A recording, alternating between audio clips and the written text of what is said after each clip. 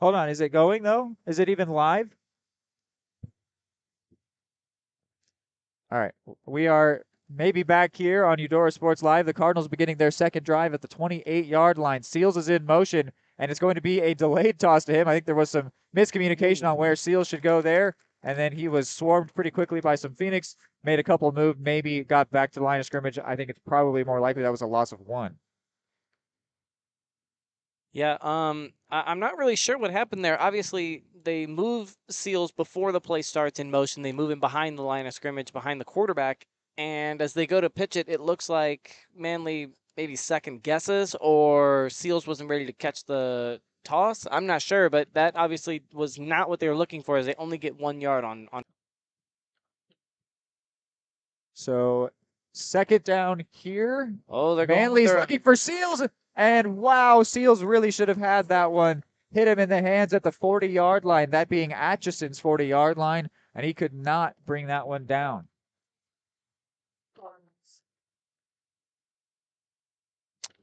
That's unfortunate. Obviously he's been one of the most impactful players here for the Cardinals, and yeah, this has been fun. Okay, we'll restart the computer at the end of the first quarter.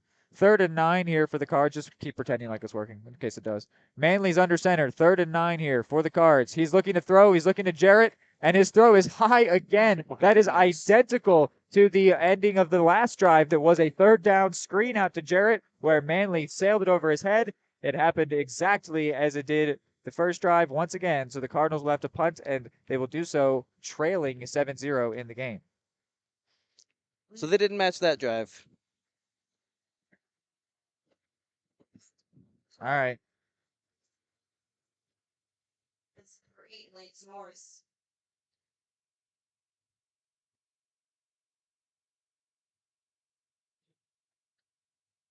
We'll still talk through it. Caden Kerr here set to punt it. Nearly got blocked. Got this one away. It's going to come down right around the 50.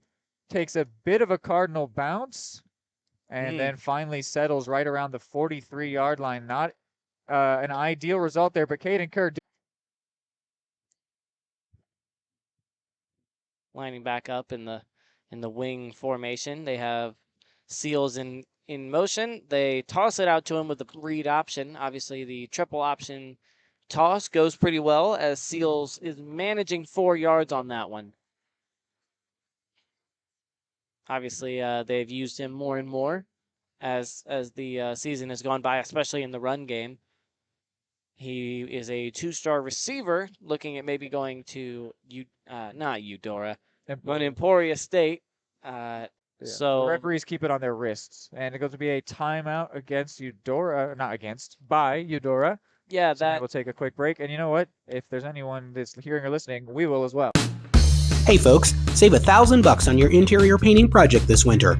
Hire Absolute Painting during November through February and qualify for 10% off your project, a free paint upgrade, and a free color consultation to make sure you choose the perfect colors to transform your home. This amazing offer only lasts until our winter calendar is booked and spots are filling up fast. Call now and save $1,000 on your interior project. No money down, affordable monthly payment options are available. This offer won't last long, so call now to save $1,000 on your interior project with Absolute Painting, where quality is absolute.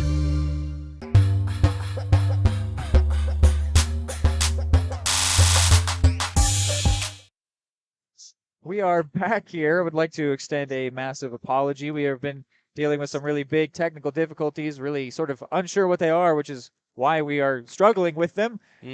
But we seem to have it, at least where you are hearing us right now and seeing what we've got out on the field, which is a 2nd and 13 for the Cardinals right at the 42. There was a couple different big plays that were missed while we were in the technical difficulty break, including an unsportsmanlike conduct that went against the Phoenix while they were complaining for a pass interference that they thought was pretty blatant on a player in the red zone. But anyways, all of that has resulted in the Cardinals here with the ball trying to get into the Phoenix territory for the first time today. Manley is looking downfield. He's got Seals. Will Seals get there? He will! An unbelievable diving catch, and he is going to be down right around the 25, 26-yard line. That is a big-time play there, and the first completion of its type being far downfield for the Cardinals today. They obviously tried to hit that just a few plays earlier, or just the last drive, obviously. Couldn't get it. Obviously Seals just was really close, but didn't actually get his hands on it. I'm glad that they were able to punch that one in and get inside the territory of these. I'm not gonna lie, that's a tough one. Phoenix and Cardinals. Right, It makes you just think of right, Arizona exactly. I Cardinals. was going to say that earlier. That was right when we went to the technical difficulties. I was concluding that thought. Yeah. Anyway, that was a huge play to conclude the quarter that puts the Cards into Atchison territory for the first time today, and you will get to see how that turns out when we are right back here on Eudora Sports Live, so don't go anywhere. For more than 20 years, Gherkin Rental has been the place to go to get the job done in eastern Kansas and western Missouri. With a huge selection of quality equipment, from roll-offs to trailers, telehandlers to generators, power washers to popcorn makers. Experienced equipment professionals and clean, well-maintained tools to help you get the job done right the first time. Gherkin Rental. Stop by any of their 13 locations across the KC Metro or call 855-GHERKINS. That's 855-437-5367.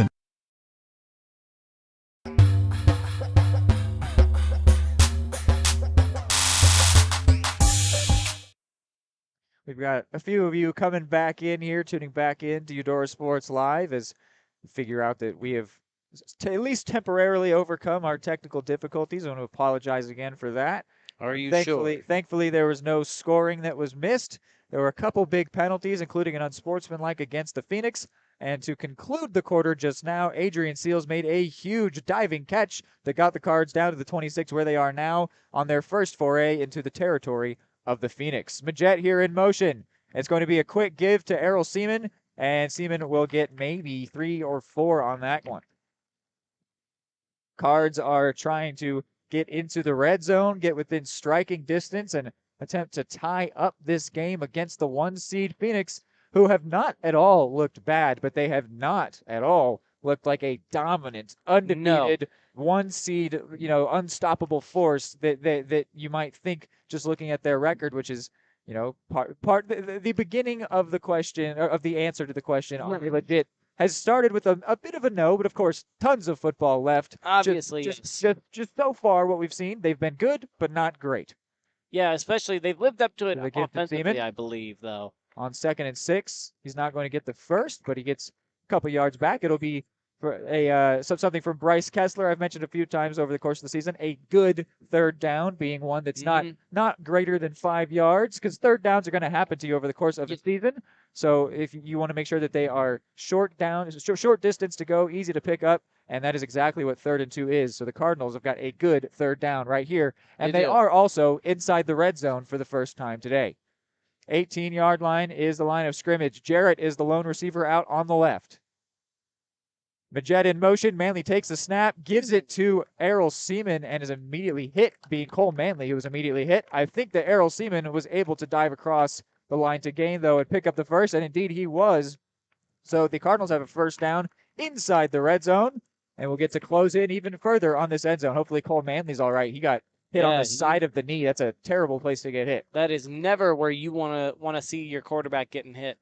Obviously, as a man with a torn ACL and meniscus, I would really feel sorry for someone if they had a similar situation, especially on kind of a no good kind of play like that. Seems like he has shrugged it off, though, hopefully. Here we are again. Jarrett out wide. Same formation. Majette in motion. It's going to be a fake toss to him. Manley's looking to throw. He's looking towards Majette. In the end, tried to check it down to George Hagan, who bobbled it and then nearly intercepted there by the defender. That is also the quarterback, Trey Carter, that nearly picked that one off. Would have been his 2nd interception on the year, but he was unable to catch that bobbling ball. Maybe he needs to hit the tip drill a little more.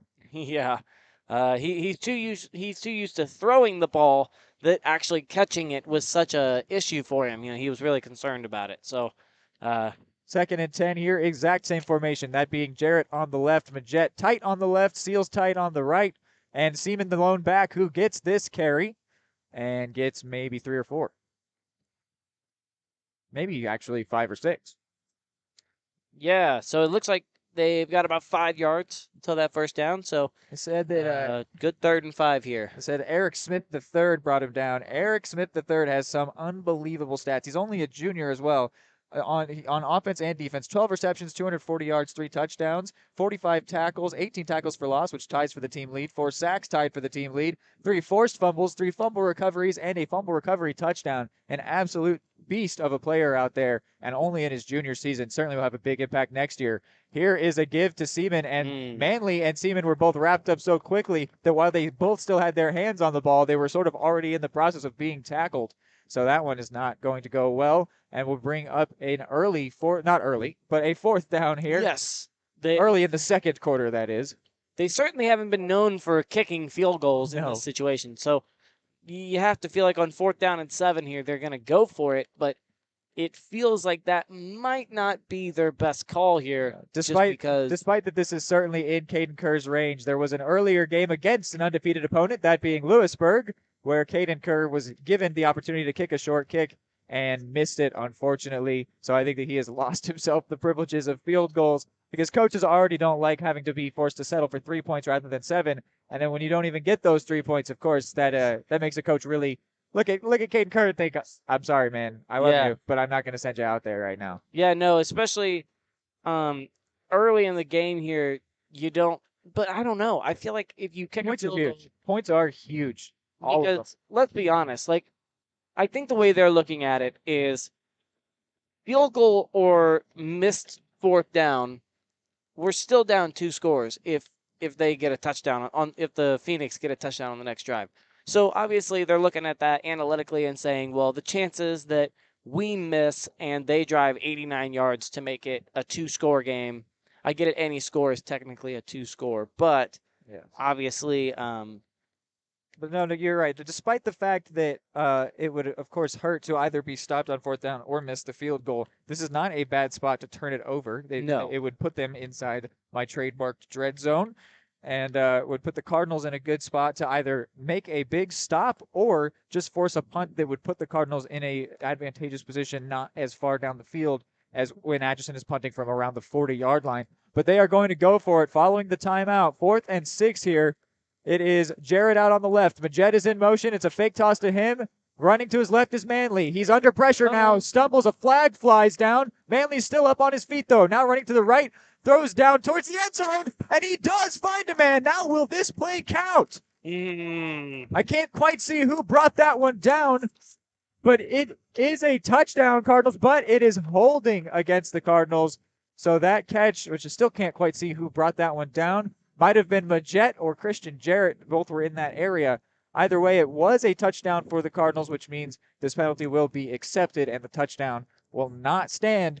But hey, there are signs of life for this Cardinals offense. Even if this current drive is not going to end in points, they have shown that this Phoenix team is vulnerable. And that question that I mentioned is still continuing to be answered. I don't know, but you feel like that kind of, even though it was a touchdown and a great play by Manley there, crazy play, the deflation of losing that could really hurt these Cardinals. So obviously it's a big stand here for both the Cardinals and Phoenix here. And here I am, also criticizing Atchison. They only gave up the touchdown because the Cards cheated. So yeah, they're not like so that they're not capable. It's just maybe they're not as good as a 1 seed might imply. Seals with an amazing reception inside the 5. 1st and goal, Cards. Unbelievable. Adrian Seals with a second huge reception on this drive. Well, shoot. There you go.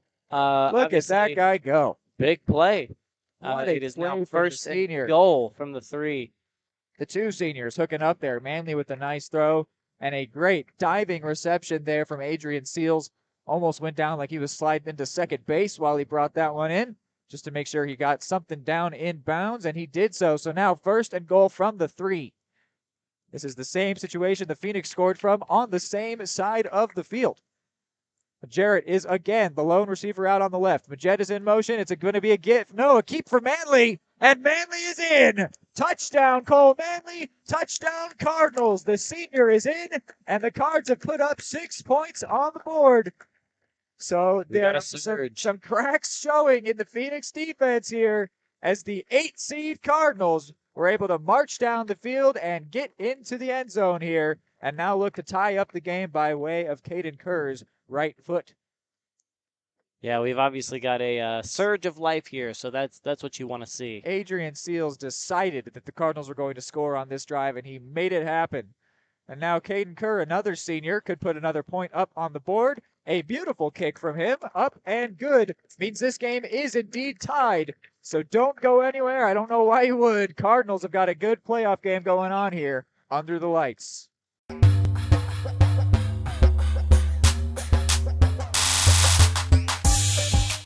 High quality foods, friendly service, great prices, and a connection to the community that is unsurpassed. That's Gene's Heartland Foods in Eudora. Family owned, Gene's Heartland Foods offers a convenient one-stop shop, delivering the everyday essentials you need to specialty items from around the world. Gene's friendly staff is here to help you find exactly what you're looking for. You have options when it comes to feeding your family. Choose to support local. Choose Gene's Heartland Foods, 1402 Church Street in Eudora, or online at heartlandfoodstores.com.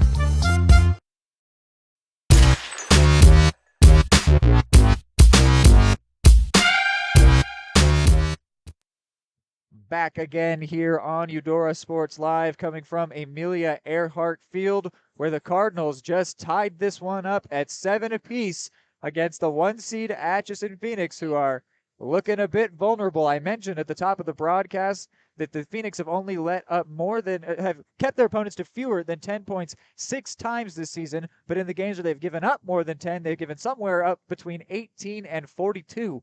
So if the Cardinals are able to score on another possession, they will be putting themselves into rare territory in terms of beating up on this Phoenix defense. Here's Hernandez on this return. He's got space down the left side. He's in it. I was premature. I was going to say he was into Cardinal territory, but he was wrapped up and brought out of bounds right at the 48 or 49 there. That is Jomar Hernandez, the senior on that one. With a big-time return, Watson was the one in on the tackle, as well as Majet. That was a big return there. Big return. Obviously, the deflation there could be, obviously they had a big surge. They had the big, huge play called back by penalty. Then they had the touchdown and the 4th down conversion. So you're hoping the defense keeps this going. 1st and 10 from the 48. Looking downfield is Carter. He's going to tuck it down and run himself. And he's still going. He's got a 1st down and more. And he is upended by Adrian Seals. A nice, good hit there, but not before Carter picks up 15 yards. Trey Carter with a 1st down for the Phoenix and putting the Phoenix into Cardinal territory. Man, he looks like Lamar on that one. That was quick. The second he tucked that one down, he was moving very efficiently, very effectively. And here they are moving quickly. 3 out wide on the right, 1 on the left. And it is going to be a keeper to Carter, designed keeper, that will go nowhere. So it'll be 2nd and 10 early on here. Early on in the drive, that is. Yeah, obviously a big contrast from the last play here. Obviously, last play was not a designed run, but he did make something out of nothing. 3 out wide, right, 1 on the left. This is a screen to Jeter Purdy. And Jeter Purdy is hit by Seaman and brought down by both Seaman and Majet, but not before he gets pretty close to those 1st down markers. I believe he did pick it up, and he did 1st down for the Phoenix. Yeah, obviously didn't look like a great pass when we first saw it, but they turned that into something. Obviously now here they are just moving the pile. The 1st and 10 inside the red zone just would not end. The other Carter. Yeah, Jaden Carter and Trey Carter. Jaden being the 27 running back on the right of the quarterback 3, who is Trey. And there is Jaden Carter again. Stopped short, but it'll be 1st and goal. Well, we talked about would he get his 20th touchdown on the year, and right now it's looking pretty solid, like he might. So just an unbelievable output from him in terms of touchdowns. The Cardinals on this season have not needed to put up that number of offensive points to win. Here is Carter, and he is in, says the far referee. Near one wasn't so sure, but Jaden Carter is into the end zone with a touchdown for the Phoenix. They're actually deliberating, but there was one referee already threw his arms up, but they are talking it over now. Let's see what they say. And touchdown. No surprise there, as that was the original call, but it is indeed called a touchdown. So the Phoenix have scored again and have taken the lead again on the Cardinals by making it 13-7.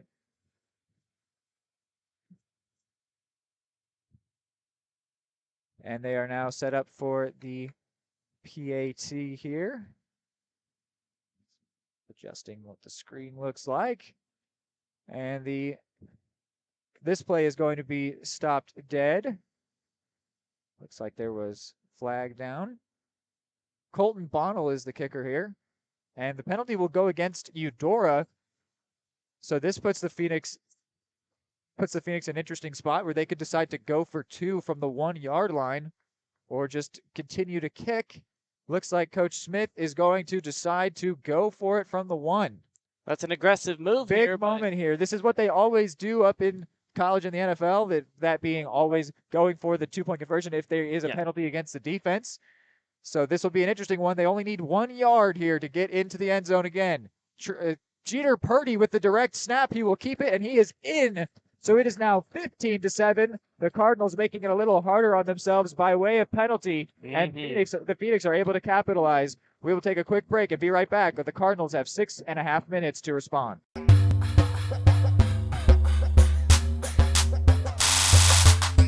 At Kansas Insurance, we know one size doesn't fit all. In fact, our whole mindset is based on customized policies for you and your families. We're local, and we do what we do because we care about you. Think of us as brokers for your insurance needs. Working with Kansas Insurance gets you the award-winning service and attention to detail that only an independent agency can provide. All across Kansas, we're here to help you manage and plan for all types of risk. Contact a local agent today. Kansas Insurance. Local, independent, serving you.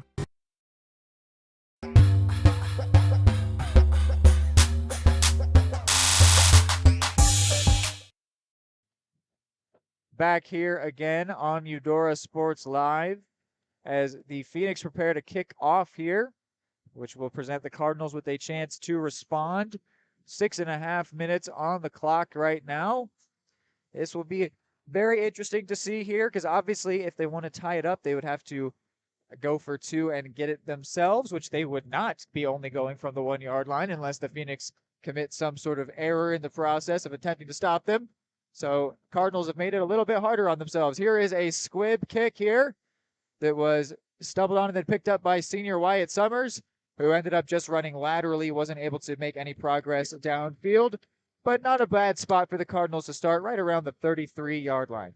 Yeah, certainly on that kind of play, you're a little bit nervous because running sideways, that's usually when those fumbles can happen because you're not running straight forward, not paying attention to how you can get forward. And obviously, I was certainly nervous that they were going to lose possession and make that a double whammy right there. Summers was taking some inspiration from Adrian Seals, who's been trying to get that play all season long. It hasn't really worked out for him a whole lot, but he knows that he's a playmaker capable of making it work. I've seen it done before by many very fast football players. Here is the first down play for the Cards.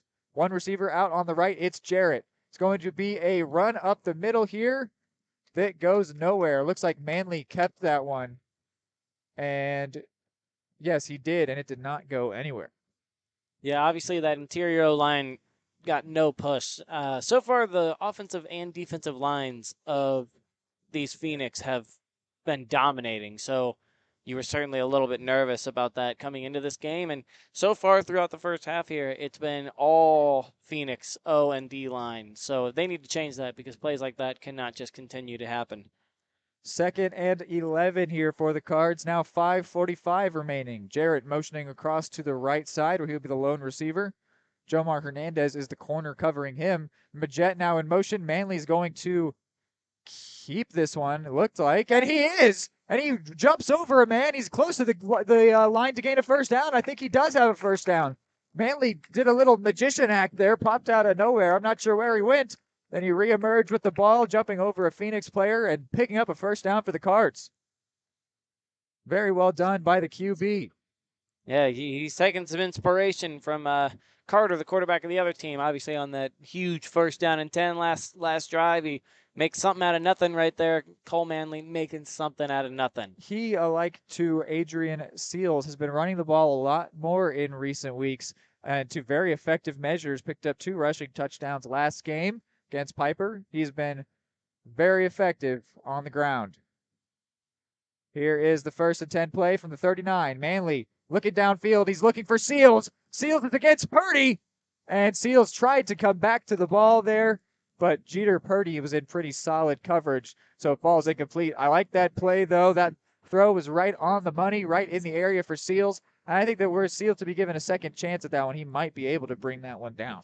I agree. They've been trying to hit that all night long. They obviously did on the 4th down play of this last drive, so they're looking to fix that up so that they can get bigger downfield plays so far. 2nd and 10 here for the Cards. 4:53 remaining now. Clock stopped after the incompletion.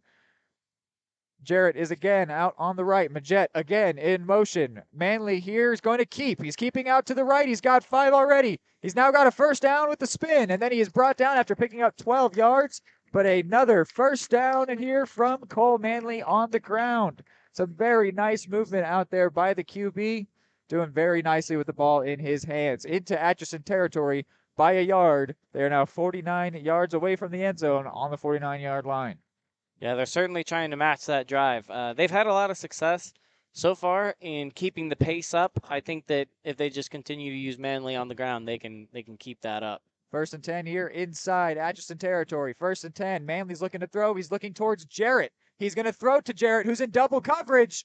And Jarrett goes up, and he really nearly brought that one down against Purdy, but could not do so. In double coverage again.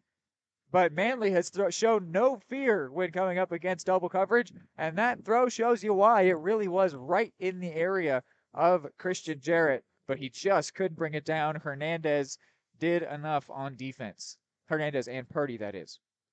Yeah, obviously, that's the 2nd time so far this drive they've gone over 30 yards downfield. So you got to think 0 for 2 on this drive. They can definitely hit that. Yeah, Both times have been very close. Right, They can hit it. Testing them, and they've looked likely to complete. So I don't see any reason why stop trying. Here's the 2nd down play. Manley has kept and now pitches back to Seals, who is immediately wrapped up very nicely behind the line of scrimmage by Trey Carter. So it's going to bring up 3rd and 12, and the Cards are actually back out of Phoenix territory.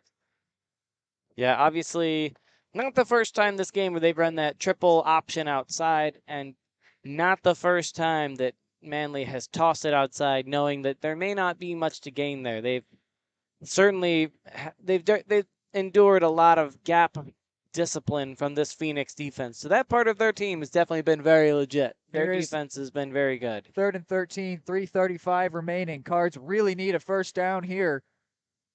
And Manley's going to keep, and with Seaman into block, he could only keep it alive for so long. Maybe a pickup of 1 or 2 there, but the Cards will likely have to punt. They will be doing so from midfield, though, so Caden Kerr is being presented an opportunity to pin the Cards pretty deep, the Phoenix pretty deep, but now someone is down hurt here. That looks like it could be Manley. Timeout. You want to, let's see, is that? I believe that is Manley. That is Cole Manley. You can see the 12 on the helmet. This could be really bad for the Cards. We will take a break and be right back as they work on Cole Manley.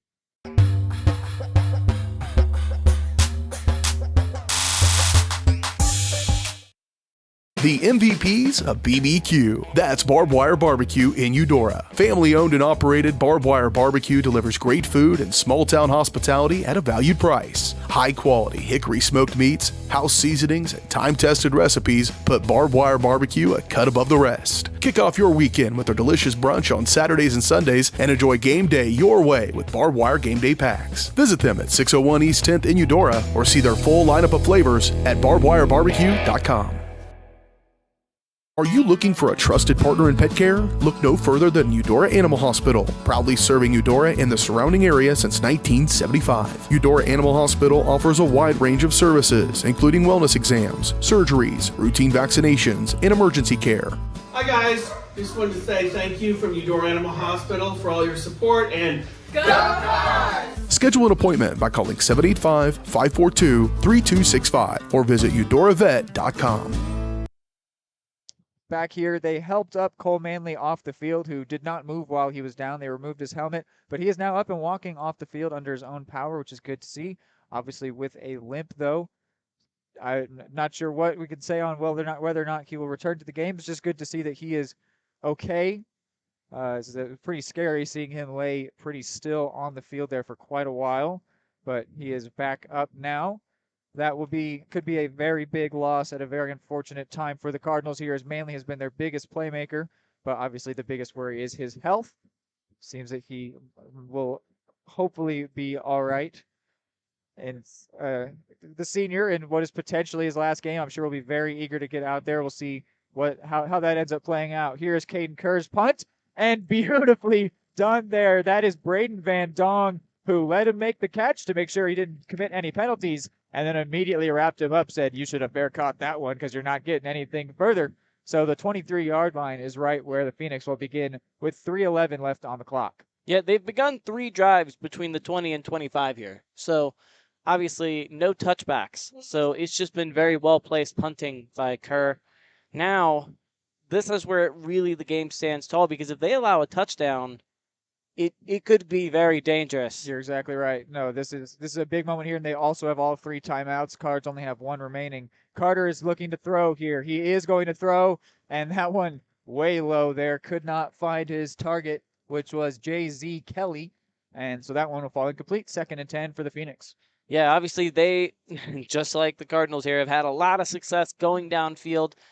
They've hit 2 very deep passes, so I'm very excited to see if they can keep that up. Obviously, one thing for the Cardinals to keep in mind, they do get that opening second half kickoff. So if they can somehow hold here and not give up points, this is a moment where they could either tie it after half or tie it just before and then potentially double up and take the lead. And here Atchison takes their first timeout, so we will take one as well and be right back.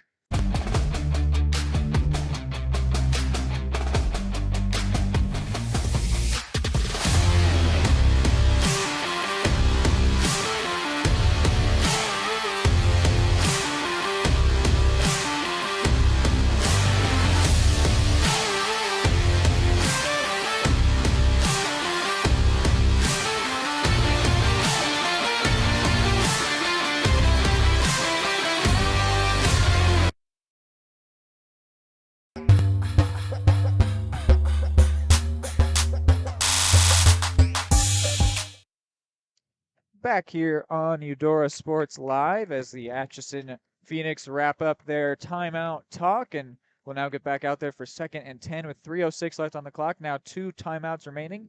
They are coming from the 23-yard line. Both teams have fired warning shots in terms of deep incompletions far downfield. Here's a screen to Eric Smith III, one of their biggest playmakers all season both ways, and he is brought down by Spear. And let's see, Spear and it looks like Van Dong that both brought him down there.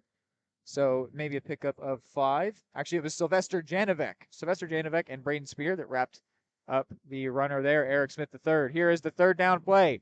Moving quickly are the Phoenix. Trey Carter keeps and is wrapped up, so that is going to be a 4th down here. The Phoenix might immediately 3 and out, but they look like they could be going for it. They're strongly considering going for it. Man, what a play what a moment this could potentially be. What a moment this could potentially be for the Cardinals. As if they turn this ball over, they have got short field. I mean, I got to tell you, if I'm Coach Jim Smith, I am punting this thing away, not because I don't think their offense can get it, but because with so little time left, the only way Eudora become likely to score is if they are given a short field. So I would just punt it away, play it safe, and try to get to halftime. But looks like they're probably going to have to take a timeout here as they've waited so long here. So they will indeed take a timeout. We'll go ahead and keep you here. Just I think talk through what they're thinking. I think their best option here might be to go for it. I think the reason why is because it's only 4 yards, and it's not like Eudora's shown this, any play, they could take it to the house. So I think, at the 30-yard line, only 4 yards, they could manage that. And honestly, I think some of their play calling on these 3rd down situations has been not where it needs to be. They've been doing a lot of QB draws on 3rd and medium, and I think they need to be moving more through the air. Obviously, we'll see what they do here. It looks like they could be lining up as a punt. They are going to punt, which I think they're just going with the thought, not that they can't get 4 yards. I mean, I think they probably could, but just that as I said, with 1:53 left and only 1 timeout for the Cardinals, the only way that they could tie this game up is if they're gifted a short field, most likely. Obviously, they could break off a big play, but It just why give up such a great chance of them scoring with there's so little time left in the half. So I understand the thought to punt, but this punt, it won't even get out of Phoenix territory. Well, it might on the second bounce. Jeter Purdy's punt went straight up and down there, hit around the 40, and then rolled out at the 46. So the Cardinals will actually start this drive in Phoenix territory. Still a short field, not as short as being from the 30-yard line, but 47 yards to go here with a minute 44 and one timeout. So maybe Coach Steffen could get his team into the end zone and give them a chance to tie it up with a 2-point conversion before the half. Yeah, obviously, in retrospect, looking at where that punt landed, that may not have been the most safe decision they could have made. Hindsight is 2020, right? Hey, I called it, before. So Trying to see who's under center. That could be Manley back out there. It is. Cole Manley has returned to this game. That throw was backwards. It's a good thing Seals brought it down. Otherwise, that would have been a fumble. So even though it is a big-time loss, it is fortunate that they did not lose possession and potentially give up another touchdown. He does have a wrap on his left ankle, so you have to worry. Obviously, that last pass, it looked like his mobility was very severely hindered. So you have to worry that, a good chunk of their offense would be gone if he's not able to run. So yeah, we might not see him running the ball as much today, but it is great to see him back out there. I was worried about his health outside of football, so to see him playing football means that he's all good in terms of that, I would hope is what that means from the sideline evaluation on him. So just good to see the senior back out there. Cole Manley pushing to play here as the Cards are now back out of Atchison territory on 2nd and 15. 55 seconds remain. Manley's looking to throw. He's looking towards Seals, and he went down on that one. He might be hurt again. I bet you he went down on that one. You could tell he didn't want to take that hit. I can't speculate, but as someone who's played a lot of football, I would imagine he's got something similar to a sprained ankle because it just looks like he has no urge to cut or move laterally to his left side. So interestingly, Atchison took that timeout, where I think that Eudora are pretty thankful about that to get a moment to maybe evaluate Cole Manley. So we will take a quick break and then be right back on 3rd and 20. High-quality foods, friendly service, great prices, and a connection to the community that is unsurpassed. That's Jean's Heartland Foods in Eudora. Family-owned, Jean's Heartland Foods offers a convenient one-stop shop, delivering the everyday essentials you need to specialty items from around the world. Jean's friendly staff is here to help you find exactly what you're looking for. You have options when it comes to feeding your family. Choose to support local. Choose Jean's Heartland Foods, 1402 Church Street in Eudora, or online at heartlandfoodstores.com.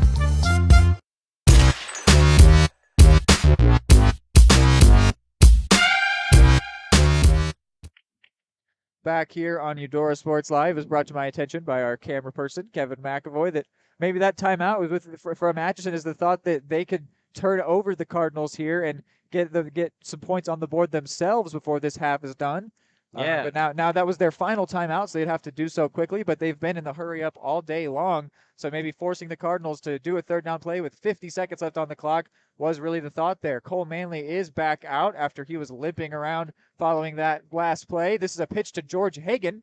That was not a good decision by Hagan. That was Errol Seaman. I figured it was going to be Errol Seaman. Just looked like the number 0. Obviously, you never want to go out of bounds in this situation because now you're potentially punting unless they're going for it on 4th and 10. Yeah, interesting there that Errol went out of bounds. He had a nice gain, but should have tried to stay in if he were thinking ideally. If I were Coach Steffen, I would have said, if you're not going to get this first down, go down in bounds. We can just punt it with no time left, and if we have good coverage, or we can just kick it out of bounds, whatever. And then it's Errol did get the Cardinals back into Phoenix territory, and this punt from Kerr could be great if it doesn't go into the end zone. Oh man, it just does pop into the end zone. That nearly could have rolled out at the 1. Still a great punt from Caden Kerr, but could have been really nice had they pinned the Phoenix inside the 5-yard line. So the Phoenix will start this one with 37 seconds remaining on the 20-yard line. No timeouts either, so they will certainly be in their hurry up. They've been running all day. Cardinals have got to be prepared to move quickly. Yeah, we certainly haven't. In pregame, we didn't see a lot of field goal threat. So you have to think that this has to be a touchdown here or, maybe a last-second field goal. But you got to wonder what yard mark they would have to hit to get. Colton Bonnell, their kicker, does have 1 field goal on the year. It was from 35 yards out. So which would mean they'd have to get down inside the red zone. Here is Hernandez. Hernandez has got a lot of green in front of him. Into Cardinal territory, still up. Can someone bring him down? Oh, a diving my. attempt is missed. He could go. And he is very well wrapped up there by Adrian Seals. And he might have injured Hernandez. No, Hernandez maybe is all right. He lost a maybe. No, he is hurt. Seals wrapped him up in a way that looked pretty dangerous there.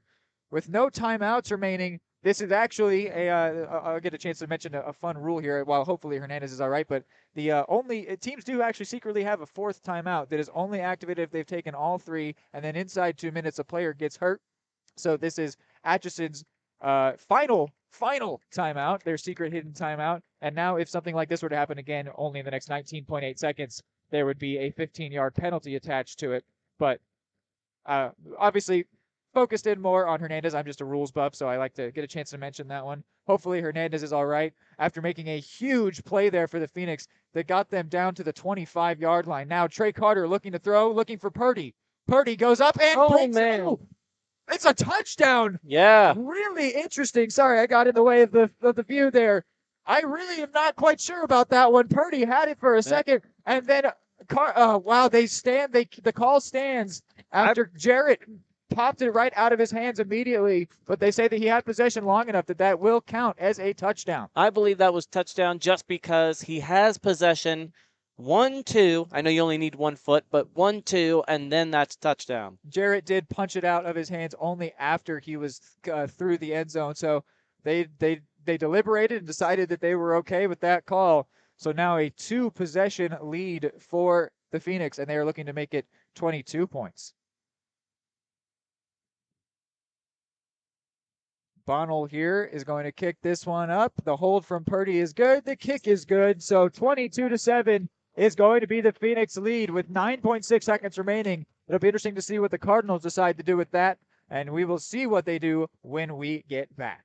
The smoothest, the creamiest, the most amazing ice cream you've ever had. That's what you'll find at Main Street Scoops and Sweets in historic downtown Eudora, Kansas. With over 100 mouthwatering Wisconsin-made ice cream flavors, including dairy-free and gluten-free options. The bakery is always serving up the most heavenly cookies, cakes, and so much more. Ask about Main Street's custom cakes for that special occasion. What are you waiting for? Come make the sweetest of memories at Main Street Scoops and Sweets in downtown Eudora, where it's always ice cream time.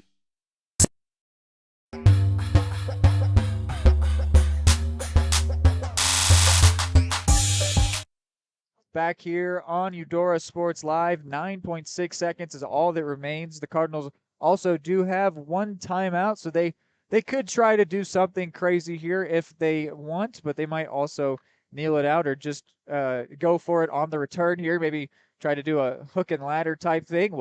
We'll see in only a matter of moments as Bonnell is prepared to kick this one away. He's been doing a lot of squibs today. I imagine the situation lends itself towards a squib, so that's probably exactly what we will see again. And here it is. Squib kick. Van Dong falls on that one. He might have thought about letting that one run out of bounds and see if the Cards could have started around the 35-yard line, but just fell on it, put him in a pretty nice spot. But 1.5 seconds did run off the clock there. So only 8.1 remains. Cards could, as I just mentioned, either just kneel it out, go into the locker room as is, or try one more deep ball as they have done a couple times so far and have yet to complete one. Well, they had the one to Seals, but have yet to complete a really huge reception, but they've gotten very close on a couple of occasions. So they might try to do it again here. We will see. Definitely not in a typical kneeling formation if they do choose to kneel, but they do. Cole Manley does just go take a knee, and it was going to go to halftime here. 22-7 is the lead that the Atchison Phoenix hold. So the 1 seed right at the end did put up a third touchdown to give them the 2-possession lead. So the Phoenix may be proving themselves to be a little more legit than we thought they originally were. We will take a break and be right back.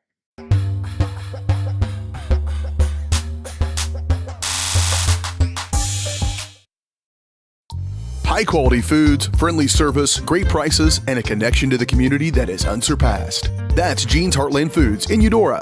Family-owned, Jean's Heartland Foods offers a convenient one-stop shop, delivering the everyday essentials you need to specialty items from around the world. Jean's friendly staff is here to help you find exactly what you're looking for.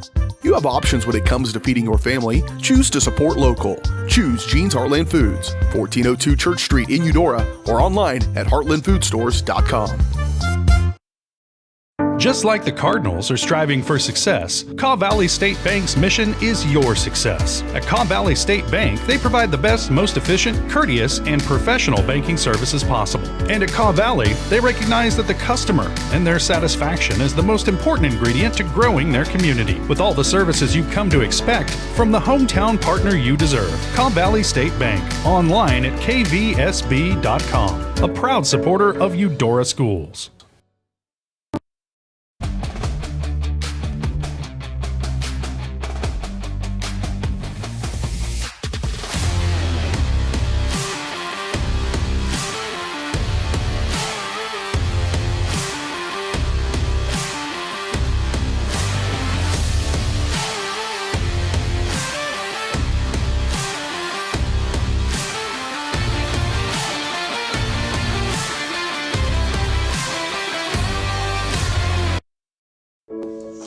Dad, you need to go. Really? It's important. I feel fine. Look, you cannot mess around with this kind of stuff. Some cancers, man, we just don't want to lose you from something we could have caught. What I need to do? You just give your doctor a call. They'll tell you what screening test you need. Fine. Can I have my pie now? Oh, man.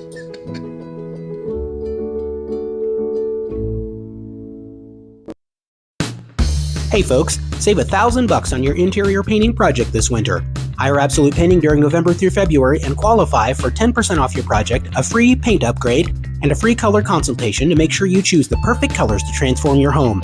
This amazing offer only lasts until our winter calendar is booked and spots are filling up fast. Call now and save $1,000 on your interior project. No money down, affordable monthly payment options are available. This offer won't last long, so call now to save $1,000 on your interior project with Absolute Painting, where quality is absolute. At Kansas Insurance, we know one size doesn't fit all. In fact, our whole mindset is based on customized policies for you and your families. We're local, and we do what we do because we care about you. Think of us as brokers for your insurance needs. Working with Kansas Insurance gets you the award-winning service and attention to detail that only an independent agency can provide. All across Kansas, we're here to help you manage and plan for all types of risk. Contact a local agent today. Kansas Insurance. Local, independent, serving you.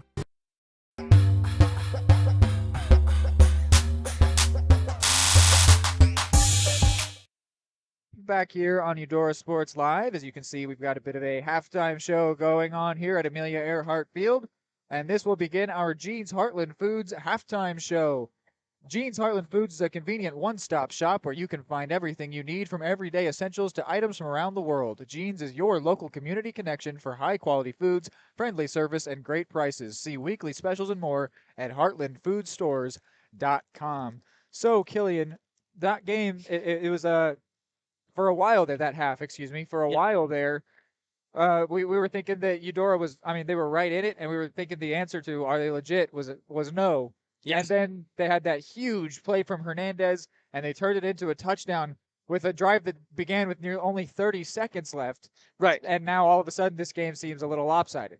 Yes, obviously, like you said, to start that game, we were talking about, oh man, like this so-called great offense, where is it at? Well, they held true to what they do. Obviously, they go downfield, they don't turn the ball over, and they are methodically going to move down the field. Obviously, they also showed there with those 37 seconds left, they can do it efficiently and quickly too. And I will add that they got a little bit of help with that injury to Hernandez. Bringing up the fourth timeout, you're right. Yes, so they get that, and obviously, I'm not saying that was the reason why they got a touchdown to Purdy, but it certainly was a help. So we talked a little bit about the surge of offense that was given after the Manly touchdown that was then called back, to which they got the fourth down that gave the eventual touchdown to Seaman. Right.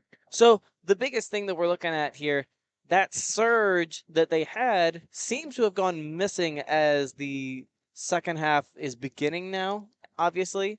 So I'm certainly looking out to look for how much they can run the ball effectively. They haven't been able to establish a run game outside of Manly. Obviously, with the injury, that puts a bit of a little bit on that. Yeah, so I'm a little bit nervous about that. Obviously, they need to get that passing game going in any shape or form. It could be short, it could be downfield.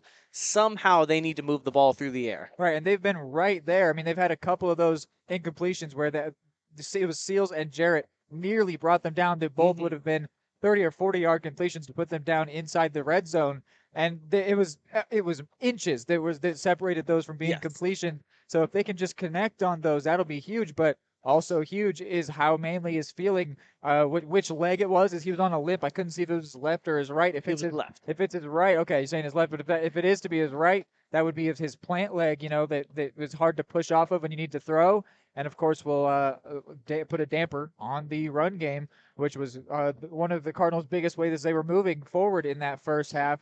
So there's a lot of work to be done. They need to score first. They'll get the ball first. They need to score first. If they don't score first in this half, it's going to be a very, very tough road back. Whereas if they score first, they're only one stop away from being right back with a chance to get back on level terms. In the end, it was a smart timeout. I called out that I thought that it was interesting from Jim Smith, but Kevin McAvoy chimed in to me that it was actually they were keeping time on the clock on purpose, and it ended up working out. You're also right that fourth timeout worked out perfectly, which I think it was completely genuine. I don't think Hernandez was faking that. You could tell by the way Seals tackled him, it was likely to hurt. But it was a very, very convenient timing that they got to invoke a bit of a rare rule there and stop the clock. And in a fortunate situation for them, unfortunate for the Cardinals, and now 1 seed Atchison looking a bit like the 1 seed team that we thought they are, with a 22-7 that we were wondering if they are. That is that they claim to be with a 22-7 lead here. We will take another break and be back on the Jeans Heartland Foods halftime show.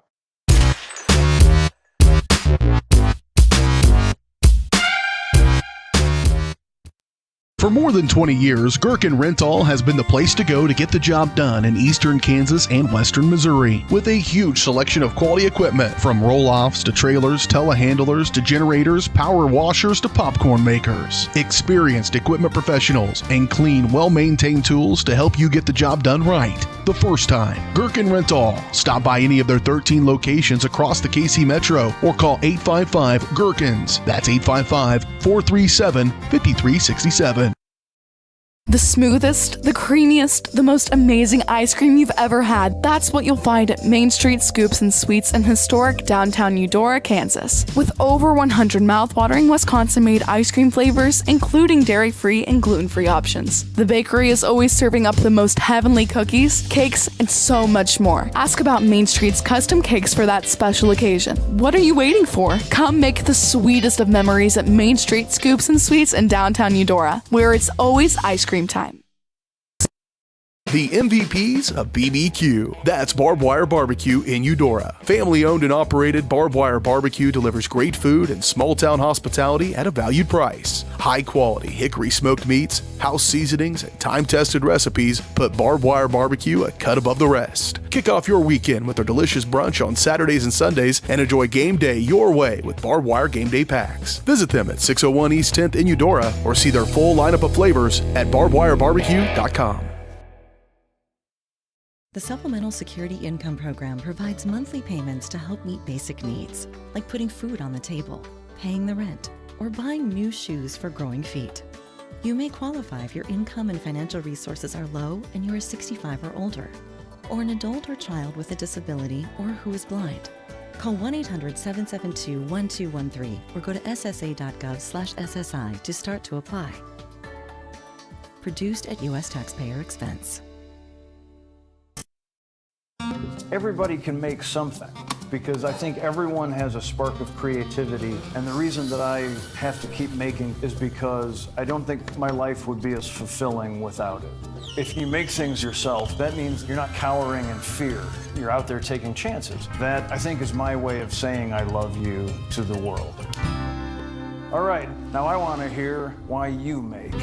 Share your own Why I Make story today. Visit whyimake.org.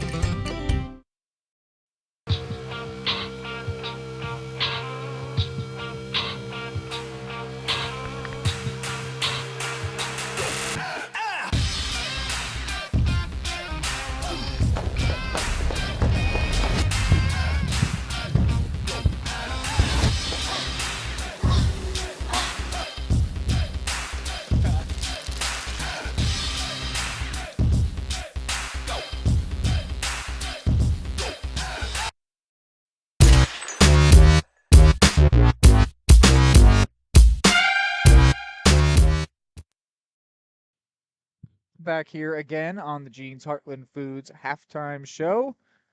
So we were still talking it over in the break. This game, I mean, when that first quarter was going on, where it was only 7-0 and then 7-7, I was like, man, Cardinals are going to do this. We're going to knock off the 1 seed. And then all of a sudden, this game's gotten away. The Manley injury playing a huge part in that. And that's been something he's been dealing with all year, of just minor things that affect his play. Don't knock him out of the game, but they just affect his play the rest of the day.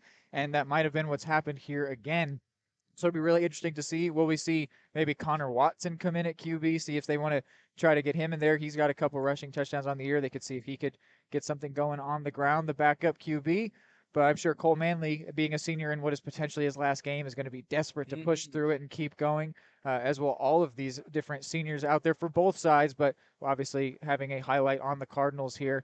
So it'd be really interesting to see how that goes. It's just, this game went from like, man, Cardinals are going to do it, to now they've got a lot of work to do. They're not out of it, obviously. So much football left, but it feels like they're 1 or 2 steps from being out of it.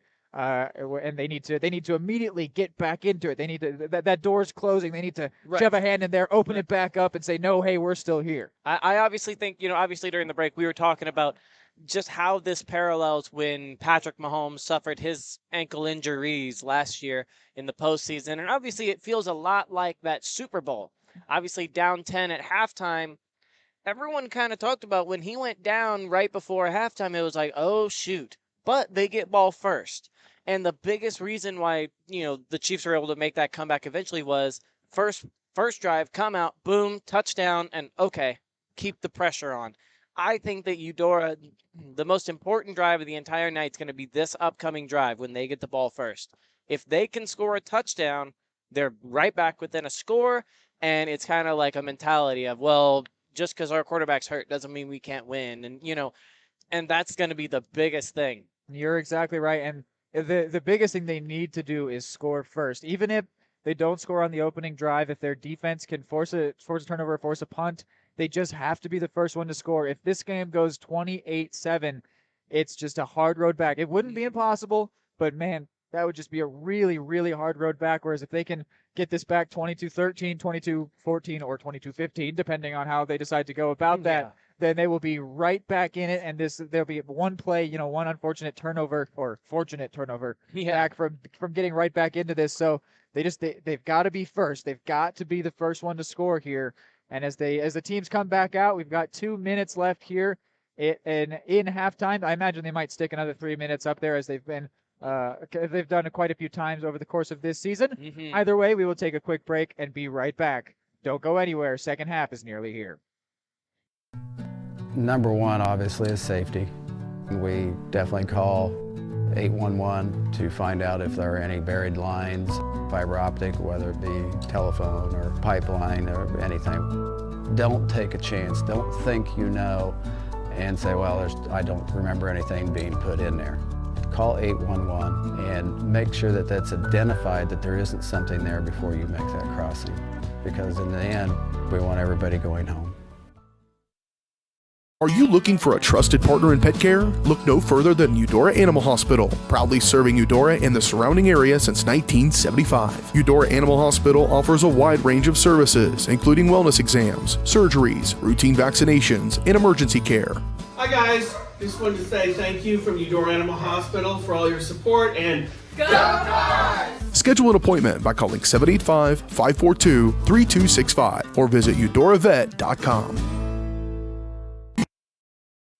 High-quality foods, friendly service, great prices, and a connection to the community that is unsurpassed. That's Jeans Heartland Foods in Eudora.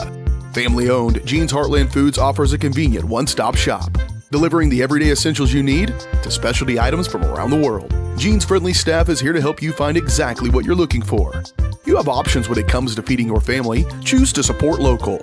Choose Jeans Heartland Foods, 1402 Church Street in Eudora, or online at heartlandfoodstores.com. Call insurance agent. Hello, customer. Oh, great. I just had a quick question about my insurance. You are 312th in line. Oh, it's just a real quick question. Would you like a callback in 6 hours? Sometimes humans are just more helpful. Hey, Max, I can answer your insurance question. Awesome.